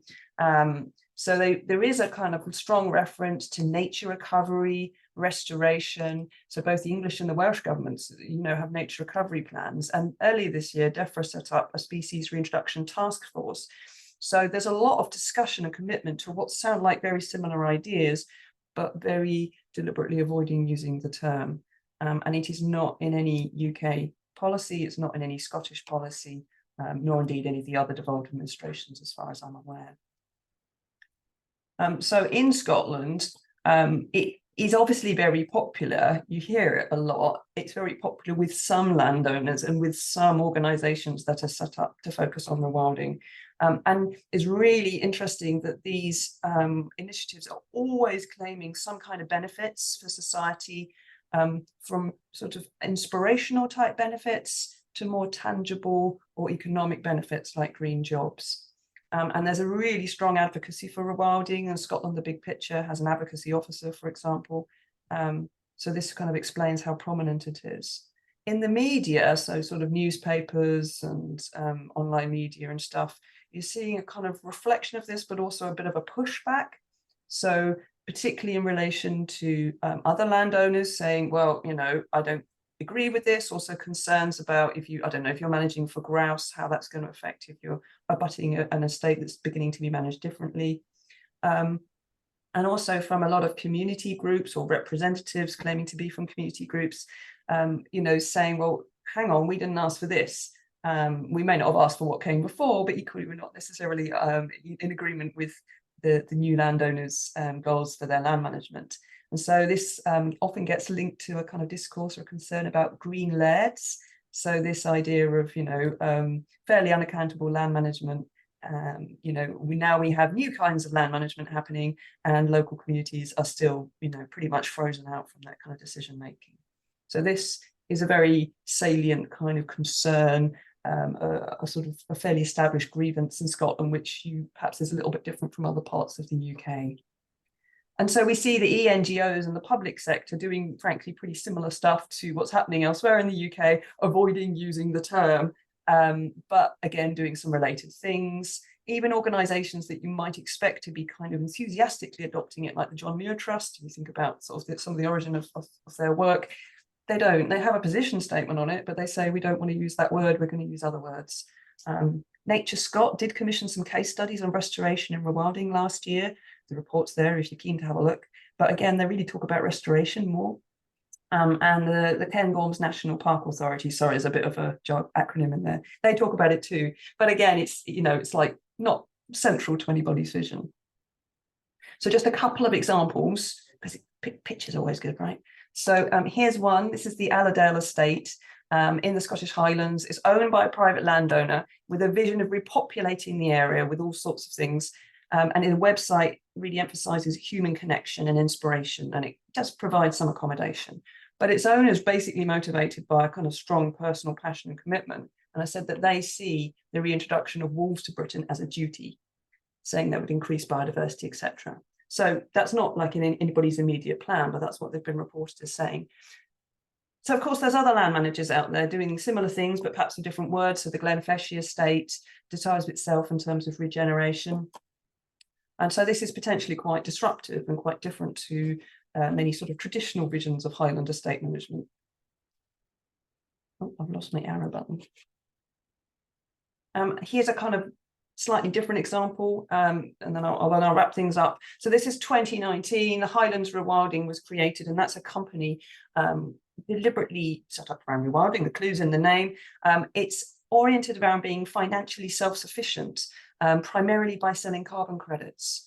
And they've got a vision of rewilding and repeopling. And, you know, in one of their estates, they talked about reintroducing boar, but they've also talked about about building houses and building new infrastructure. So this is, you know, quite different perhaps from so many intuitive understandings of rewilding.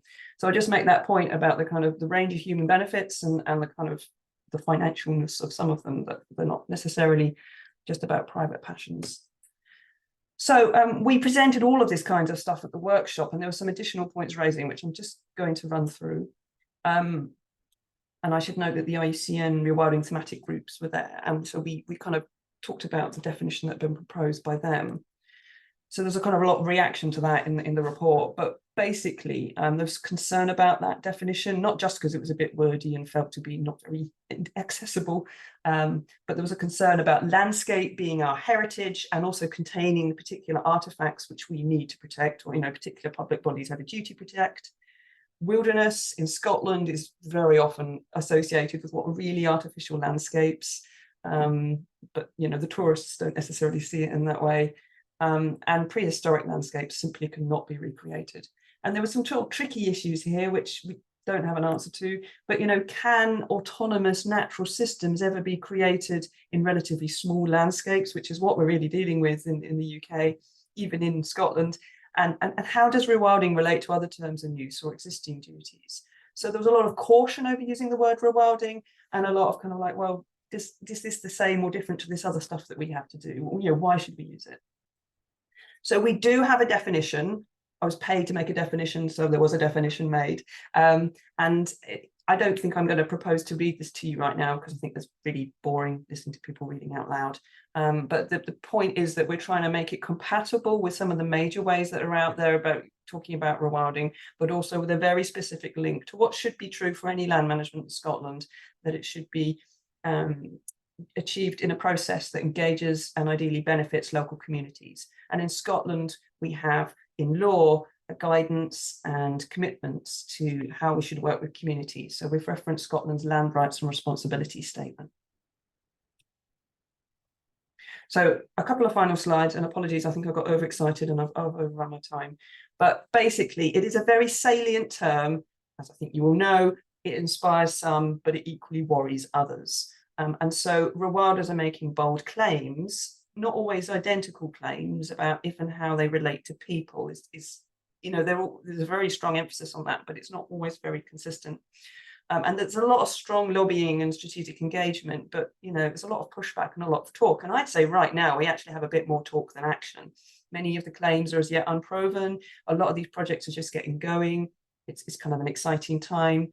And a lot of the kind of established landowners and then the established environmental sector are not necessarily using that language. And the Scottish Government's definition is a reaction to a wider discourse. So it's a definition that's meant to provide clarity for public sector actors if they need to refer to if they want to refer to the term. It is not, or it is not yet, an endorsement of rewilding. And I think that this is, by creating a definition, I think they're being seen to be endorsing rewilding, but that isn't actually their intention. And as yet, no policy commitments mention rewilding. And as I say, many of the people in that workshop I had were really cautious about using it. They prefer to use tamer and safer words like restoration and regeneration, because they felt that this is more creating a sort of more stable basis for conversation with any particular stakeholder groups. It may be less inspiring to some, but equally you haven't completely alienated some either, which is not a great place to start a conversation from. So I say very much watch this space, and apologies to Dialogue Matters team for overrunning my slot. Thanks, Kerry. I think it's sort of really useful to sort of see an insight. We've kind of skirted around a little bit, sort of rewilding as a term. I know that Fabien was talking to someone in the chat about in Europe, there isn't such a over-examination of the term rewilding in Europe, whereas in the UK, it's a very controversial, a very overanalyzed word. So that's like a really nice kind of deep dive case study into that. I am going to rattle us along to our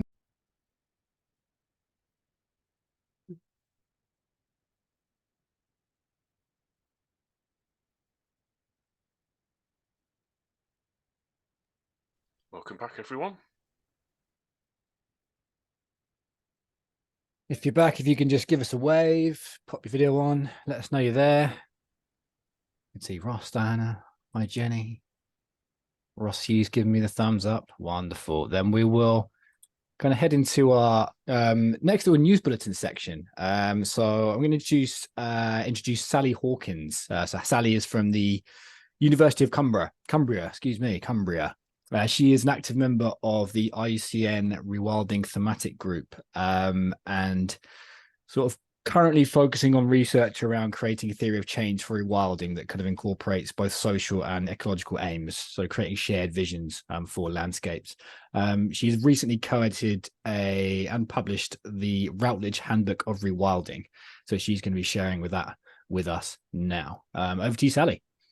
Thanks, Sam, and thanks everyone. Nice to be here. Excuse me, I am battling some bronchitis, so apologies in advance for my croakiness and if I start coughing uncontrollably.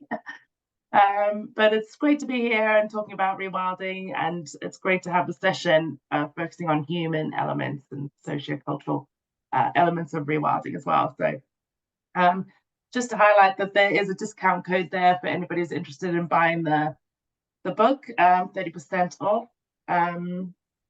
So just to go, so I don't know if any of you know this, but the IUCN Rewilding Thematic Group, or the Commission for Ecosystem Management Rewilding Thematic Group, published the Guiding Principles for Rewilding in 2021. And this came out of a global consultation of rewilding practitioners and researchers. And seeing as this session is about human elements, as you can see here, the kind of principles 6 to 10 really deal with the human side of rewilding. And I think part of the complication that comes about when we talk about human elements in rewilding is that we're trying to do so much. You know, we're including people. Rewilding is about being inclusive, and we know that projects that are being inclusive are far more likely to be successful. We're trying to integrate lots of different types of values, different types of knowledge, adapt to different situations. Rewilding doesn't look the same everywhere you see it, because it adapts in different situations. And if you look at principles 9 and 10, not only are we trying to be inclusive, we're also trying to change people at the same time. We're trying to change values and change behaviors around nature as well, and how people see themselves within nature. And it was just nice to see that the guiding principles for rewilding were included in the State of Nature report, which came out recently, and good to see that rewilding itself is being acknowledged as a way of as a method for trying to improve nature in this country. So really the book came about from the thematic group and asking ourselves what next after the guiding principles were published. Because there are so many unanswered questions and so many uncertainties when it comes to rewilding. One more time. So we looked at rewilding from 4 different sections, and I'll kind of go through each of those sections and highlight a few of the findings that can be found in the book. So in part 1, we looked at the evolution of rewilding, the emergence of rewilding in North America and Europe. We looked at rewilding in relation to ecological restoration. And then I'm going to plug my own chapter shamelessly here, but looking at what rewilding's aims are.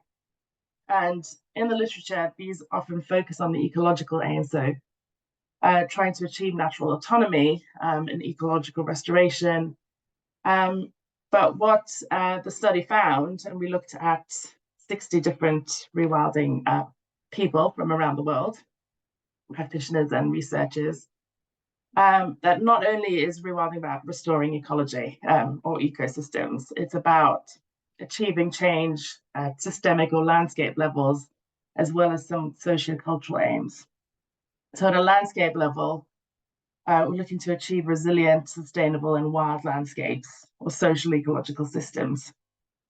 And I will kind of skip over the ecological aims because they're covered very often in the literature. But looking over at the socio-cultural aims, we're looking for societal well-being. So this is reflecting those kind of a desire to create more fulfilled, hopeful, and happy, healthy societies or communities.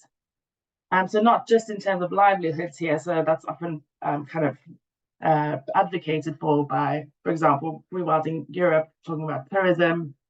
But it's more than that. It's about trying to achieve kind of resilient communities as well. And then we're looking at cultures that are people that accommodate wild nature in their landscape. So we were talking about coexistence a lot earlier, of course, and this takes away the negative aspect of conflict and really looks at, let's put a positive spin on it, and let's talk about how we accommodate nature in our landscape. And then below that, you can see that sometimes there's some indicators for how we might look to achieve those, which came out of the study. And then the chapter itself also proposes a framework for rewilding that can guide rewilding. So looking at those social ecological aims for rewilding, as a template for creating a vision for a project that might incorporate not just the ecological change, but some of those sociocultural aims, and looking for kind of landscape scale resilience and sustainability. And I know there was a question earlier, for example, about using the term rewilding. And what this kind of shows is that if you take away the term rewilding, is there some words here that we can use instead if the term rewilding isn't appropriate in a given situation. And then the framework kind of proposes different steps that you might take to consider if you are driving a project. And these reflect some of those steps that James talked about earlier. So looking at, creating a vision and outcomes. And really this is about reflection on those people who are driving rewilding. And I think this is really a critical stage. But I won't go through all of those now because I know we have not that much time. So I'll go on to the next part 2 of the book and looking at theoretical and practical underpinnings. And these are some of the chapters deal with updating the trophic cascade debate, species translocations, cores and corridors and how you might create connectivity at a landscape scale, mapping wildness, and then considering how you might measure success in rewilding, both from an ecological and social considerations, blending scientific and indigenous knowledge, and then rewilding law. And in terms of law, I just wanted to highlight that the Livescape project, this is a free resource, by the way, the legal guidance, rewilding legal guidance notes published by the Livescape project. And they have, they kind of cover legal aspects of for those people who are driving rewilding projects who may not be aware of all the legal considerations that need to be taken into account. And then in terms of application and impacts, we had a lot of case studies from different parts of the world, which is great. And then considering rewilding from different fields as well. So in terms of farming, ecology, human health, overexploitation, education, and then adventure travel and recreation. And I just included here the land use continuum, which is from the chapter by Julia Aglenby and Hannah Field, looking at farming and rewilding. And I know a few people have commented to me that this has been really helpful in trying to understand how we move from a in a kind of high yield farming towards more semi-natural regenerative land use. So just to highlight that there as well. And then part 4, which is great to include really as part of a rewilding collection, but looking at ethics and philosophy of rewilding. So this is really where you get into those last 2 principles of rewilding and the guiding principles, and that paradigm shift in human-nature coexistence. And rewilding promotes a more ecocentric worldview rather than putting human or self-interest first, but seeing ourselves as an interdependent system within interdependent with many other species, and not kind of anthropocentric view where humans are most important. And so this section really looks at those different aspects of that paradigm shift. And I've included that that quote from Robert McFarlane, who Kate Rawls, is the section editor of the section, uses in her introduction to the section. So there is no more urgent intellectual task facing the human species than thoroughly to reimagine its relationship with nature. So that was the book, and just briefly highlighting some of the work of the thematic group going forward. So we have a Rewilding in Practice article collection in Frontiers in Conservation Science. If anybody's interested in or has an article that might fit, then please get in touch with me. The deadline is extendable at this stage. We're also developing a revised rewilding continuum. So those frameworks for rewilding, which kind of tend to focus on withdrawing human presence or human impact, we're looking at actually integrating coexistence into those frameworks instead. And then we're working with the Ecological Restoration Working Group and the Social Ecological Resilience and Transformation Thematic Group to explore links between rewilding, restoration and transformation, and mapping opportunities for 30 by 30 in Europe. Thanks. That's great. Thanks very much, Sally. Thank you for battling through bronchitis to kind of be with us and present the book. We're going to rattle straight along just because of time concerns. So we're going to kind of move straight into our next and final presentation of the morning. So you've met Diana already. I'm Diana Pound. Diana is the founder and director of Dialogue Matters. So we're kind of hosting the event today. So she's an internationally respected, award-winning expert and pioneer in participatory research and stakeholder dialogue. So as a practitioner, she spent well over 25 years kind of applying consensus building, soft systems thinking, psychological insights into sort of marine and terrestrial environmental contexts, sort of working with the people side in practice in a lot of detail. So Dan, I'm going to throw it over to you. Helps if I unmute.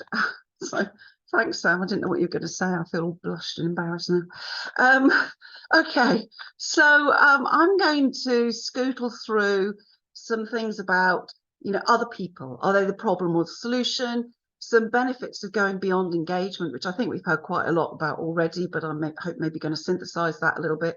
Some insights from psychology. So this is going even deeper than some of the presentations we've heard. What's going on in people's brains when we're trying to make decisions or when we're trying to collaborate? What's happening there?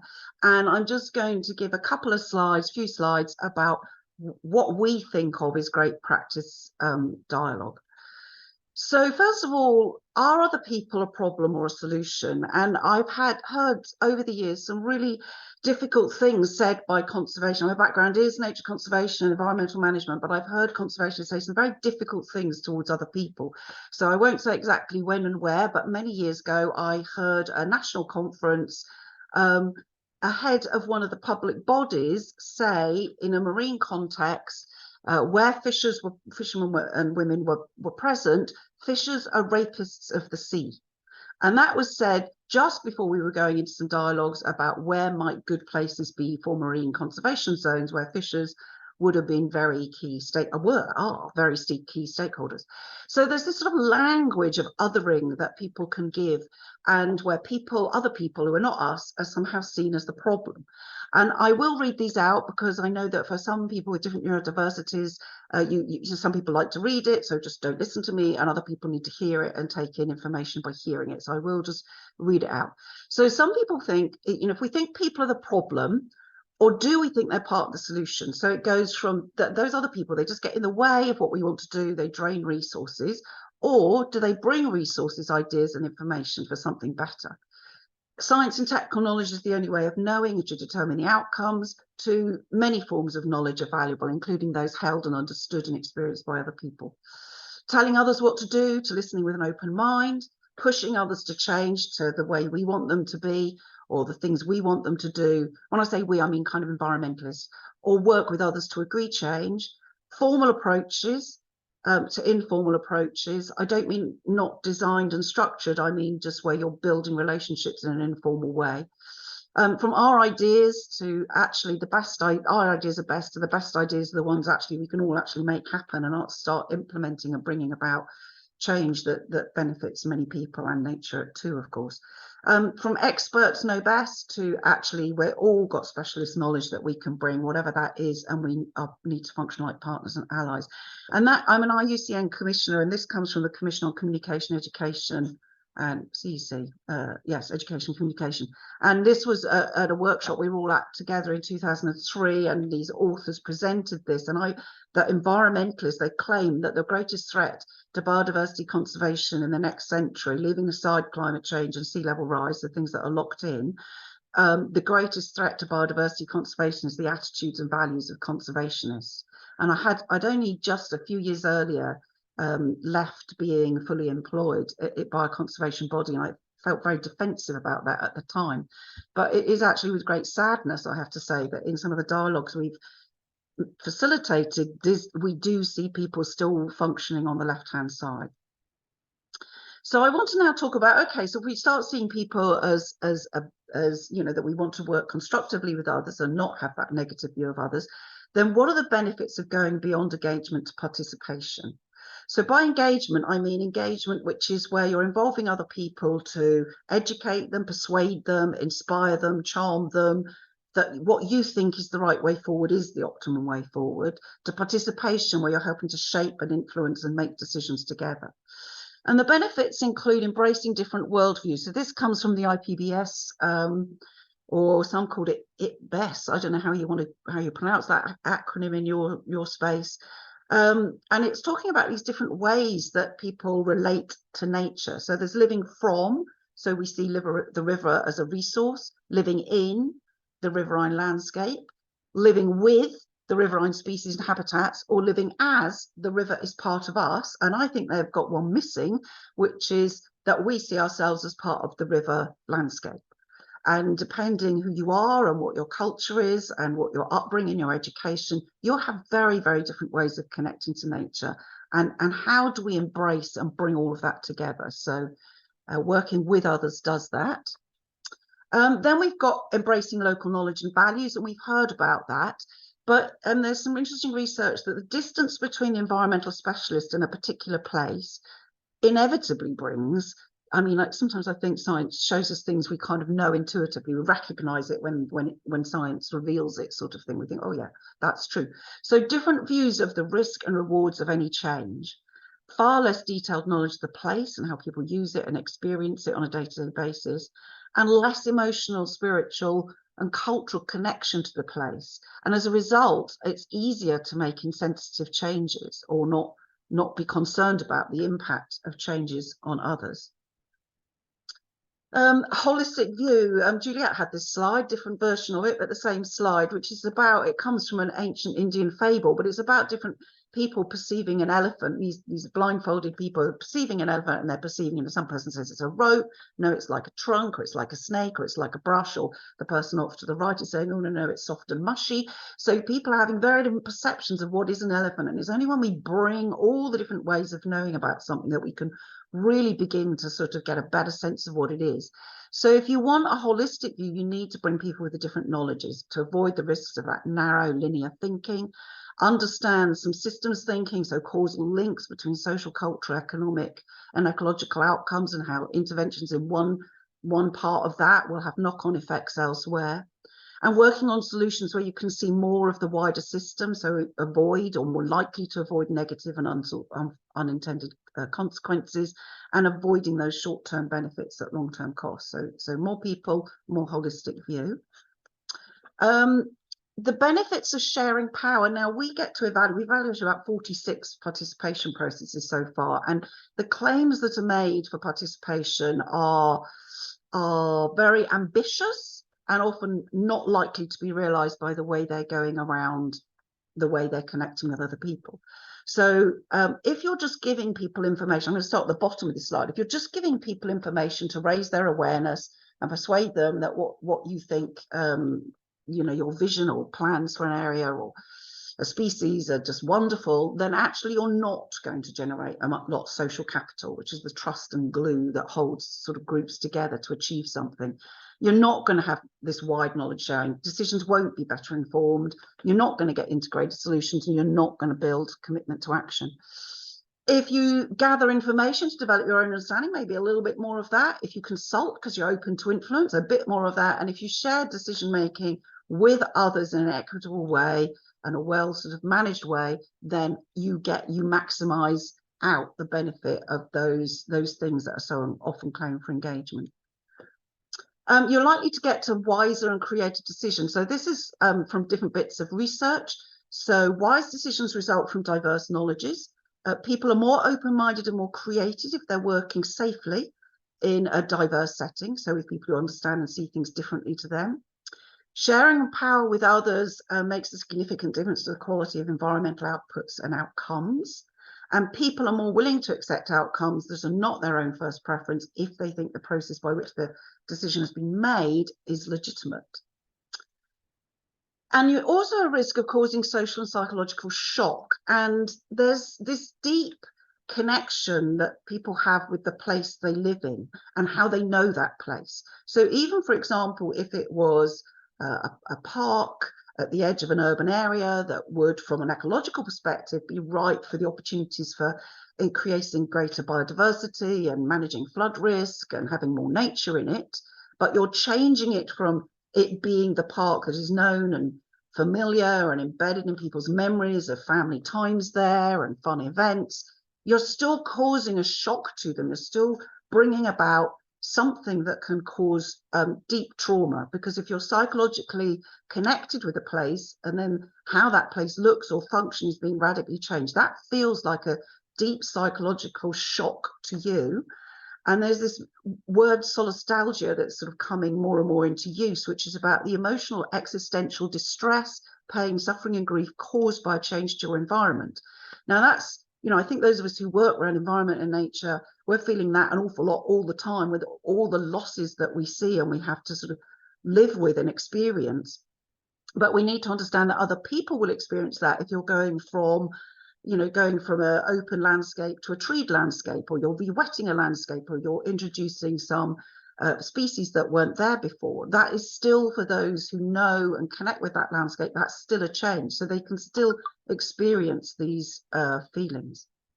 And of course, if you bring lots of people together, there's potential to harness all sorts of resources that you didn't know were out there. And very typically in workshops, we say, in a dialogue process, we'll say, you know, what assets, resources, knowledges, what can you offer towards bringing about positive change here? And we can get pages and pages of the most extraordinary offers. So that's some good reasons to do it. If you're not convinced already, or if you weren't convinced when you came in, you're probably pretty convinced to come to the event. But if you weren't, I hope that gives you some further persuaders. But insights from psychology about how humans make decisions and how we respond to decisions. So environmentalists have traditionally and typically thought that the best way to bring about change is with information, that the problem is an information deficit around climate change, around nature loss. We just need to pump out more information. And if you see all media and what most NGOs are pumping out, it's very information dense, but it doesn't have the effect we think it has. And that's for some psychological reasons. So there's inattentional blindness, where our brains only see what's relevant to us at the time. So if it's not relevant, we're not even going to see it. We're not going to perceive it. Our brains are super efficient and don't want to give time and attention to things that our brains decide aren't absolutely relevant to us right then. Confirmation bias, so you see what confirms and resonates with your own worldview, or of course you actively seek it out. Technical language, stats, graphs and maps, much beloved by all of us who have been trained as environmentalists, and social scientists obviously like their graphs and stats as well. And so, but actually those are not very good ways to communicate. So a US representative sample asked people to convert 20 out of 100 to a percentage, and 28% failed to do so accurately. So percentages don't really land. Maps are not well understood. It's a form of literacy. Stats work better than anecdotes to persuade and preach to the converted, but actually story and anecdotes is better a way of connecting for those who are not seeing things at all your way. We also tend to assume that decision making is logical. So if we put in the right data and information and everybody logically analyzes it, we'll end up with an obvious solution. But that's not true either. So most behavior and most decisions are not governed by the rational part of our brain. And that's super challenging for those of us who did do natural science degrees and think, oh, it's all about good science. And 95% of decisions are made using heuristics. And heuristics are sort of like little shortcuts, little short ways of our brains making decisions. So one is it's just the easiest decision. One is anchoring. So the first thing you hear, you get convinced about, and your brain anchors to that, whether it's familiar. Sunk cost is about you've already put lots of effort in, so you're going to keep putting it in even when there's no evidence of any benefit of that. Functional fixedness is about you get fixed by the way things are done and the way you've seen things used or applied, and you get kind of fixed to thinking that is how it has to be done. Optimism bias is, for example, something like 70 or 80% of us think we're better drivers than everybody else. Well, we can't all be right. So, and we tend to expect things to go better for us than they do for other people. follow the leader, so you don't know what to do, but somebody you trust is making a decision, you just go along with it. Norming an incredibly powerful social dynamic about how we conduct ourselves, and if strong character leads in a particular way, other people will subconsciously start behaving in very similar ways. Time of day, so don't ever get yourself in front of a lawyer by the middle of the afternoon making a decision that could send you to jail, because you'll likely end there. And that's to do with that we run out of the brain chemicals that help us make wise decisions or good decisions or nuanced decisions.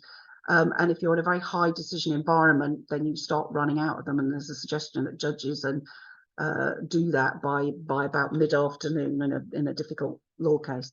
And the mood, you know, you nearly had a crump on the way to work, you had a row with a partner, the children had a tantrum. These things can all affect what kind of decisions you make. So I just want to go on to understanding a little bit about human nature in relation to when we're thinking about changes to do with nature, landscapes, seascapes, rivers, wetlands. When we're doing those, how can we play to these psychological traits that we have as humans? So our brains have a natural bias to short-term and local, but if you're thinking climate change, adaptation, marine, you're usually trying to think 100 years ahead. That's a long way ahead. So you could focus on the big picture in the long term, but environmental complexity, it's just at scale and so overwhelming. So then, okay, do things broadly and generally for your long-term vision, but then you need to bring things back into what can we do now in our gift? How can we connect with the now and build on that to get to that vision we've just started sketching out? So you're fairly rapidly drawing it back into the now. People desire autonomy and control as a very powerful driver. So if you use power to disempower others, so to override or impose or push or coerce to a particular way forward, it's a massive threat to people's sense of autonomy and agency. And you might get short-term compliance, but actually you're more likely to trigger resistance and reactance, which means people will do kind of the opposite. So some of this comes from insights around pro-environmental behaviors, like, I don't know, putting your litter in a bin, and depending how you encourage people to do that, there's some ways to encourage where they will, and there's ways to encourage it where they will react and do exactly the opposite and chuck it near the bin or nowhere near the bin or whatever. And because why? Is it just they're bad people? No, they're doing something about trying to reassert their sense of self and autonomy and agency in decision making. So what the solution is to relate as equals, understand their perspective, discuss and share possible solutions and ideas together. So people are very driven to maintain self-esteem. This is just like one of the biggest forces that we have psychologically, to feel like we're good people in whatever social context we place ourselves in. So if you imply that somebody's doing something damaging to the environment, even if from an ecological perspective it is, maybe it's damaging footpaths through a sensitive area, or it's disturbing birds or whatever. If you start using language around it's damaging or it's destructive or whatever, people will feel judged. It then triggers cognitive dissonance, which is when the brain is trying to reconcile two different things. So your brain will scramble to restore your self-esteem, and it will do that by deciding that the facts are wrong, or the person trying to persuade you to a different way and challenging your sense of self-worth is a flawed individual. So how do we get around that? We heard some of this language earlier, but be curious and uncover people's pro-environmental choices. So if you're working with farmers, say, or fishers or hunters who are doing things that from an ecological perspective don't look aren't going to be great for a healthy ecosystem, but then it's still working as equals with them and finding out, the hunters, for instance, are very passionate about environments. Fishers want the sea to be packed with marine life so they can fish off without collapsing the ecosystem that's supporting their activities. So, what are those, and how do we build on them? How do we appreciate those, acknowledge those, and build on those? People pursue happiness and avoid negative emotion. Our brains are wired to avoid thinking about the climate and nature crisis. It's very difficult for us. Those of us who do can suffer quite serious mental health challenges around that. So don't just focus on the doom and gloom to frighten people into action. That this area is deteriorating, or this river is catastrophically in decline, and it's going to collapse your fishery and collapse the water systems around it, because that's not going to really help people.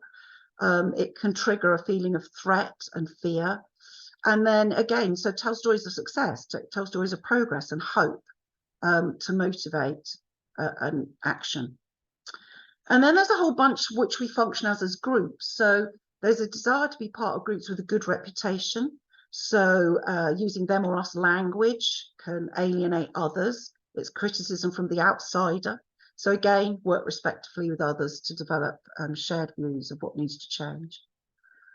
To belong to a group, we create and defend groups' norms. So then that's about not threatening group norms, people's identity and values and cultures, but working with them, finding out who opinion leaders are, who help shape and create the group norms, and working to create norms around working together to find solutions with them. And when there is a change, groups and factions can polarize, so don't use positional behavior. I'll talk about that bit more about that in a minute, and do use collaborative behavior and work for win-wins. Justice and equity. So again, we have very big drivers for justice and equity for our group and fairness for our group. Power will override and challenge that. Again, what's the answer? The answer is to work with mutual respect and look for those win-wins. So some real quick slides about, I want to introduce you to Dad, Ned and Ed when it comes to participation. I'll do some quick slides. So typically there's been this decide, announce, defend approach. So environmentalists make a decision, announce the decision, and put all the effort and energy to persuade others that their decision is the optimum one, and trigger, for the psychological reasons I've just gone through, this reaction. So when you get a reaction, I would suggest the first question is, what are you doing that might have provoked that, rather than what I see happen in some environmental projects where the othering happens and the people who are reacting get blamed as sort of being short-sighted or a bit stupid or rapists of the sea or whatever it is. But how about the way that the things have been done? What was that cause? Then Ned is where a lot of projects seem to sit now, which is a group of environmentalists come together, they narrow what's up for discussion, they engage others to sort of draw information in to inform their own decision making. They still make the decision, they still announce it, they still defend it, and can be in the same territory. And Ed is where you engage people to deliberate and decide, and the momentum for change is then going forwards together, and more likely to lead to better outcomes. And there's a definition of deliberation, which is when there's sufficient and credible information for dialogue, choice and decisions, when there's space and time, of course, to weigh options, develop common understanding and appreciate respective roles and responsibilities. Now, if you Google UN Brisbane Declaration, you won't get this. You get something entirely different. I don't quite know what's happened, but it sort of disappeared. So who is deliberating? How inclusive is that of different knowledges, and how balanced is that? And how is the deliberation process itself being run? And we would argue there's a need for much better quality participation in moving away from the sort of superficial engagement, and to engage people in principled negotiation. And this is the difference. So this comes from Harvard and a whole load of massive body of work around negotiation practice, and what kind of negotiations deliver better outcomes. And again, I will read it out for those who find it helpful to hear rather than read. So we shift from withholding information or thinking the only information that matters is your own, to sharing a myriad types of information, from making threats to asking questions, from arguing from positions to exploring different interests and needs, attacking the other's knowledge or their character, their organization, to exploring different knowledges and perspectives, from defending the position to seeking solutions, from putting all your effort and energy to work on the other and disempower them and grind them down, to work to combine efforts and energies and capitalize on the energy even that tension and conflict can bring, to work on the challenge together. And instead of ending up with win-lose outcomes, fostering the environment, the context, the way the dialogue takes place to find those win-wins. And that involves this broadening out, narrowing down pattern. So you have a clear task or purpose of why we're all coming together, what it is we're trying to do around nature recovery or restoration or rewilding. Then loads of sharing information. So everybody gets to share information, what we know, where we know it, what we think the future holds, trends and changes that are going on, where we value, why we value, all sorts of lots and lots of questions to share lots and lots of knowledge. Then start generating ideas and potential solutions, then start testing which ones look like they might have some real possibility, shortlisting them further, and then getting to decide the best for implementation. And there's facilitation tools and techniques that happen at each of those stages that enable things to be discussed in a really effective way. And we would argue that one of the biggest flaws with participation is the lack of design. So there's a real need to design processes so that they follow those steps in negotiation. Functional connections and information flows between any elements, so a core deliberation, any wider engagement, times when participants go off and talk to whoever their community or their sector or their organisation is and bring that knowledge back in and go through some sort of iterative but clear process to progress and get to outcomes and get to a way forward and actions. Oh yeah, thank you. Sorry, I think I overran slightly there, Sam. Sorry, guys, I've had COVID recently in the last few weeks and I didn't get to rehearse this to time as much as I hoped. That's all right. Thanks, Diana. We're going to go straight into Q&A. You guys know the drill by now. Use the raise hand function and ask a question, and I'll try and pick up as many as I can in the chat.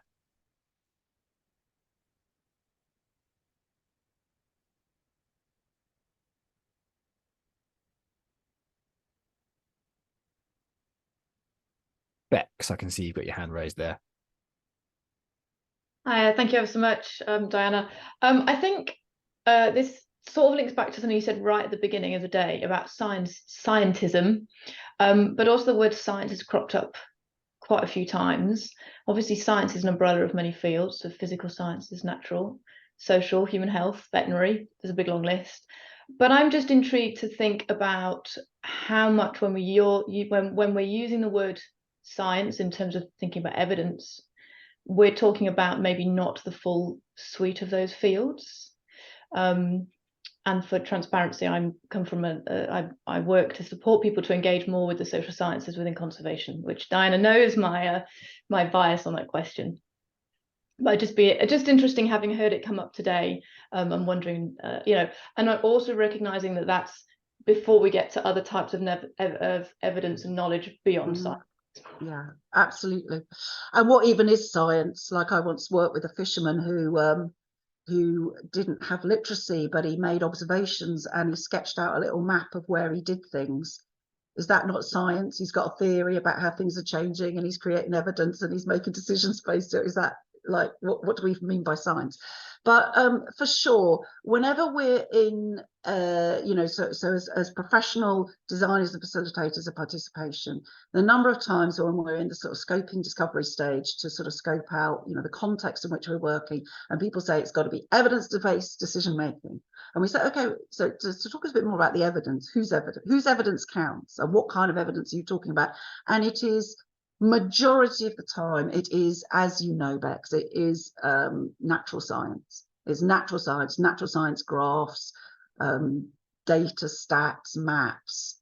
It's ecosystem services type thinking. So again, that's trying to think about the dependencies and benefits that humans enjoy from nature, but it's packaged in a very sort of natural sciencey way. So yeah, when I say science, I too mean generally that it's the natural science that is being used and this weddedness. But I'm putting my hands up here. I spat out of my environmental science degree thinking science is the answer. Only people got the science. I've done my own journey around, okay, maybe it's not just about science. Maybe we need strong laws. Oh yeah, we need science and strong laws. And then found myself working in a context of good science and strong laws, and people were threatening to go to the European Court and weren't having any of it. And that's how I learned about the difference between the human side of getting this right and just having the knowledge and the laws or the science knowledge and laws that might determine a particular outcome is not going to land at all because there was no social acceptance of it. So yeah, evidence-led decision making. If we hear public bodies talk to us about evidence-led decision making, it's very usually, not always, but very usually natural sciences. Yeah. And please understand, I absolutely see the place of natural science. We need really great natural science, but we need a whole lot more. Yeah. Thanks, Diana. Thanks, Bex. Any other questions?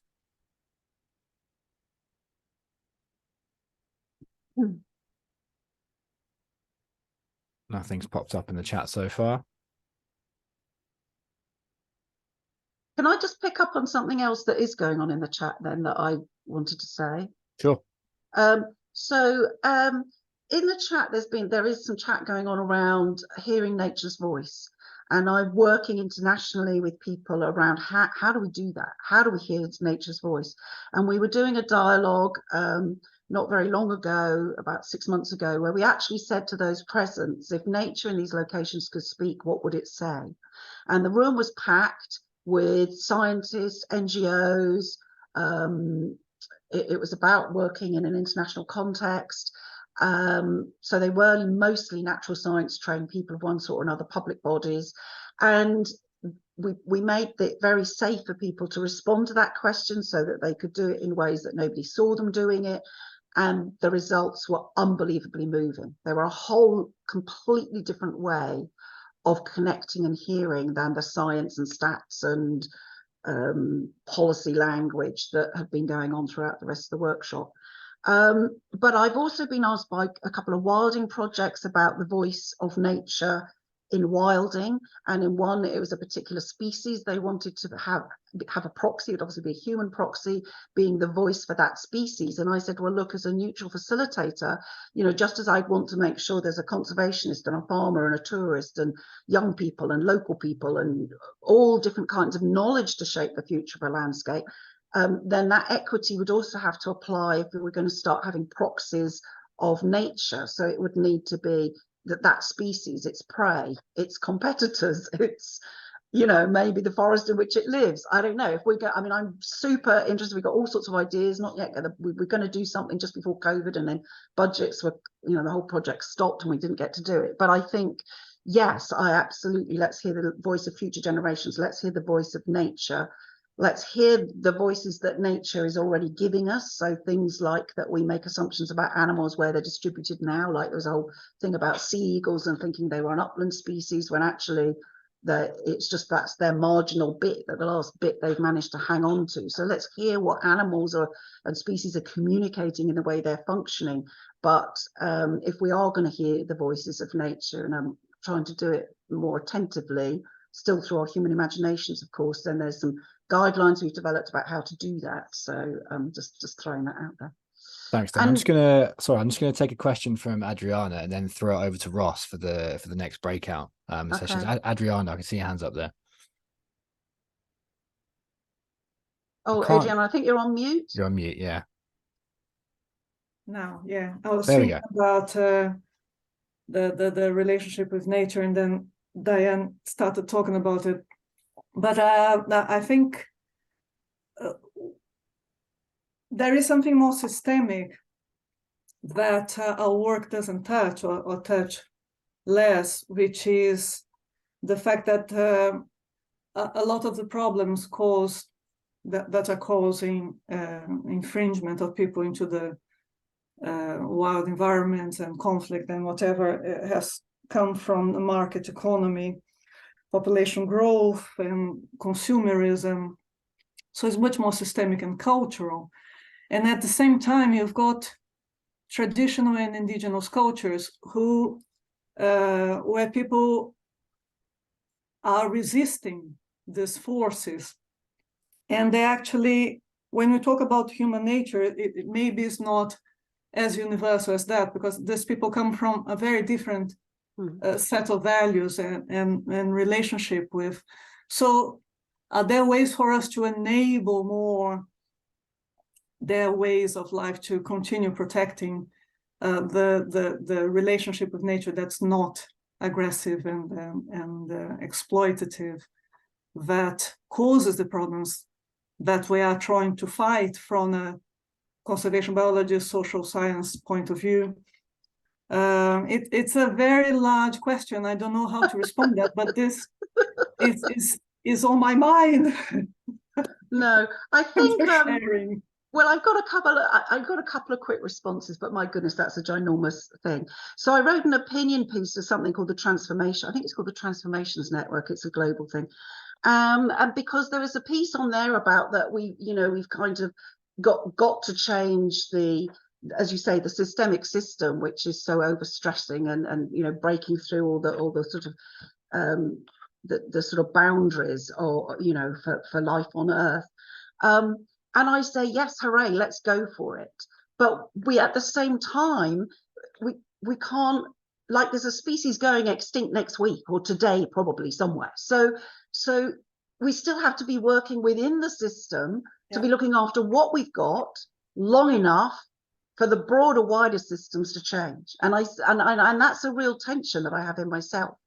But yeah, I mean, it's actually the resolve I did at university, because I obviously was at university a long time ago, and you know, we hit what we now would call catastrophic shock and grief about climate and nature all those decades ago. We knew what was coming, those of us who somehow had already perceived what was en route. And all you can do, or I do, is resolve to do the very best I can, as hard as I can, for as long as I can, as much as I can, to keep things as good as possible. And good I would define as obviously around nature, healthy systems, social justice, sort of, you know, good outcomes, whilst the rest of the world gets its act together and wakes up. And I think the world has woken up. It's not been in time for some species, for some peoples, for some indigenous peoples, for some islands that are underwater. It's not in time. But we can maybe stave off far worse if we keep that endeavour and commitment. But yeah, I think changing the systemic system is a bit beyond this morning. I agree there. I think we have to keep putting out fires as we do, and enabling the traditional and indigenous people to do what they do helps a lot as well. Yeah, we had the enormous privilege of going to Guyana, and did one of the best training courses I think we've ever done. I mean, I don't know from their perspective, from our joy of it, because we were training people who included somebody with like so many multiple degrees from different international university, Oxford and Harvard and wherever, and was working at a very senior level within Guyana. And we also had people from the indigenous levels, the indigenous communities, some of whom did not have Western education, had their own wisdoms and knowledges, but wasn't packaged in a westernized way. And we were all working together, and the sort of big question over the entire training course is, what of what we're bringing and offering works in your context, in your cultures? And they took away all sorts of things, and they did participatory song and drawing, and it was just a fabulous mutual learning all around. It was great. But are there things that we know and can offer that are of use in other settings? Yeah, I still think perhaps there are. Yeah. Thanks, with Diana. humility. Yeah. I'm just going to jump in here. I'm going to throw it over to Ross again, who's going to introduce the second of the kind of interactive breakout exercises. Thanks very much, Sam. Thanks, Diana. Okay, so I'm going to put you into some breakout rooms. I've shuffled the rooms around a little bit, so hopefully you'll get to see some different faces in there in the small group work. This time you've got about 15 minutes to discuss and think about your responses to this question. So the question is, having heard about the human side of nature restoration, recovery and rewilding this morning, what would you like to embed in your work? And I've put that in the chat box. I saw earlier someone asked if that could be done. So I'm going to break you into groups right now, and then in about 15 minutes time we're going to come back and we're going to capture some of those key points from the facilitators of those groups.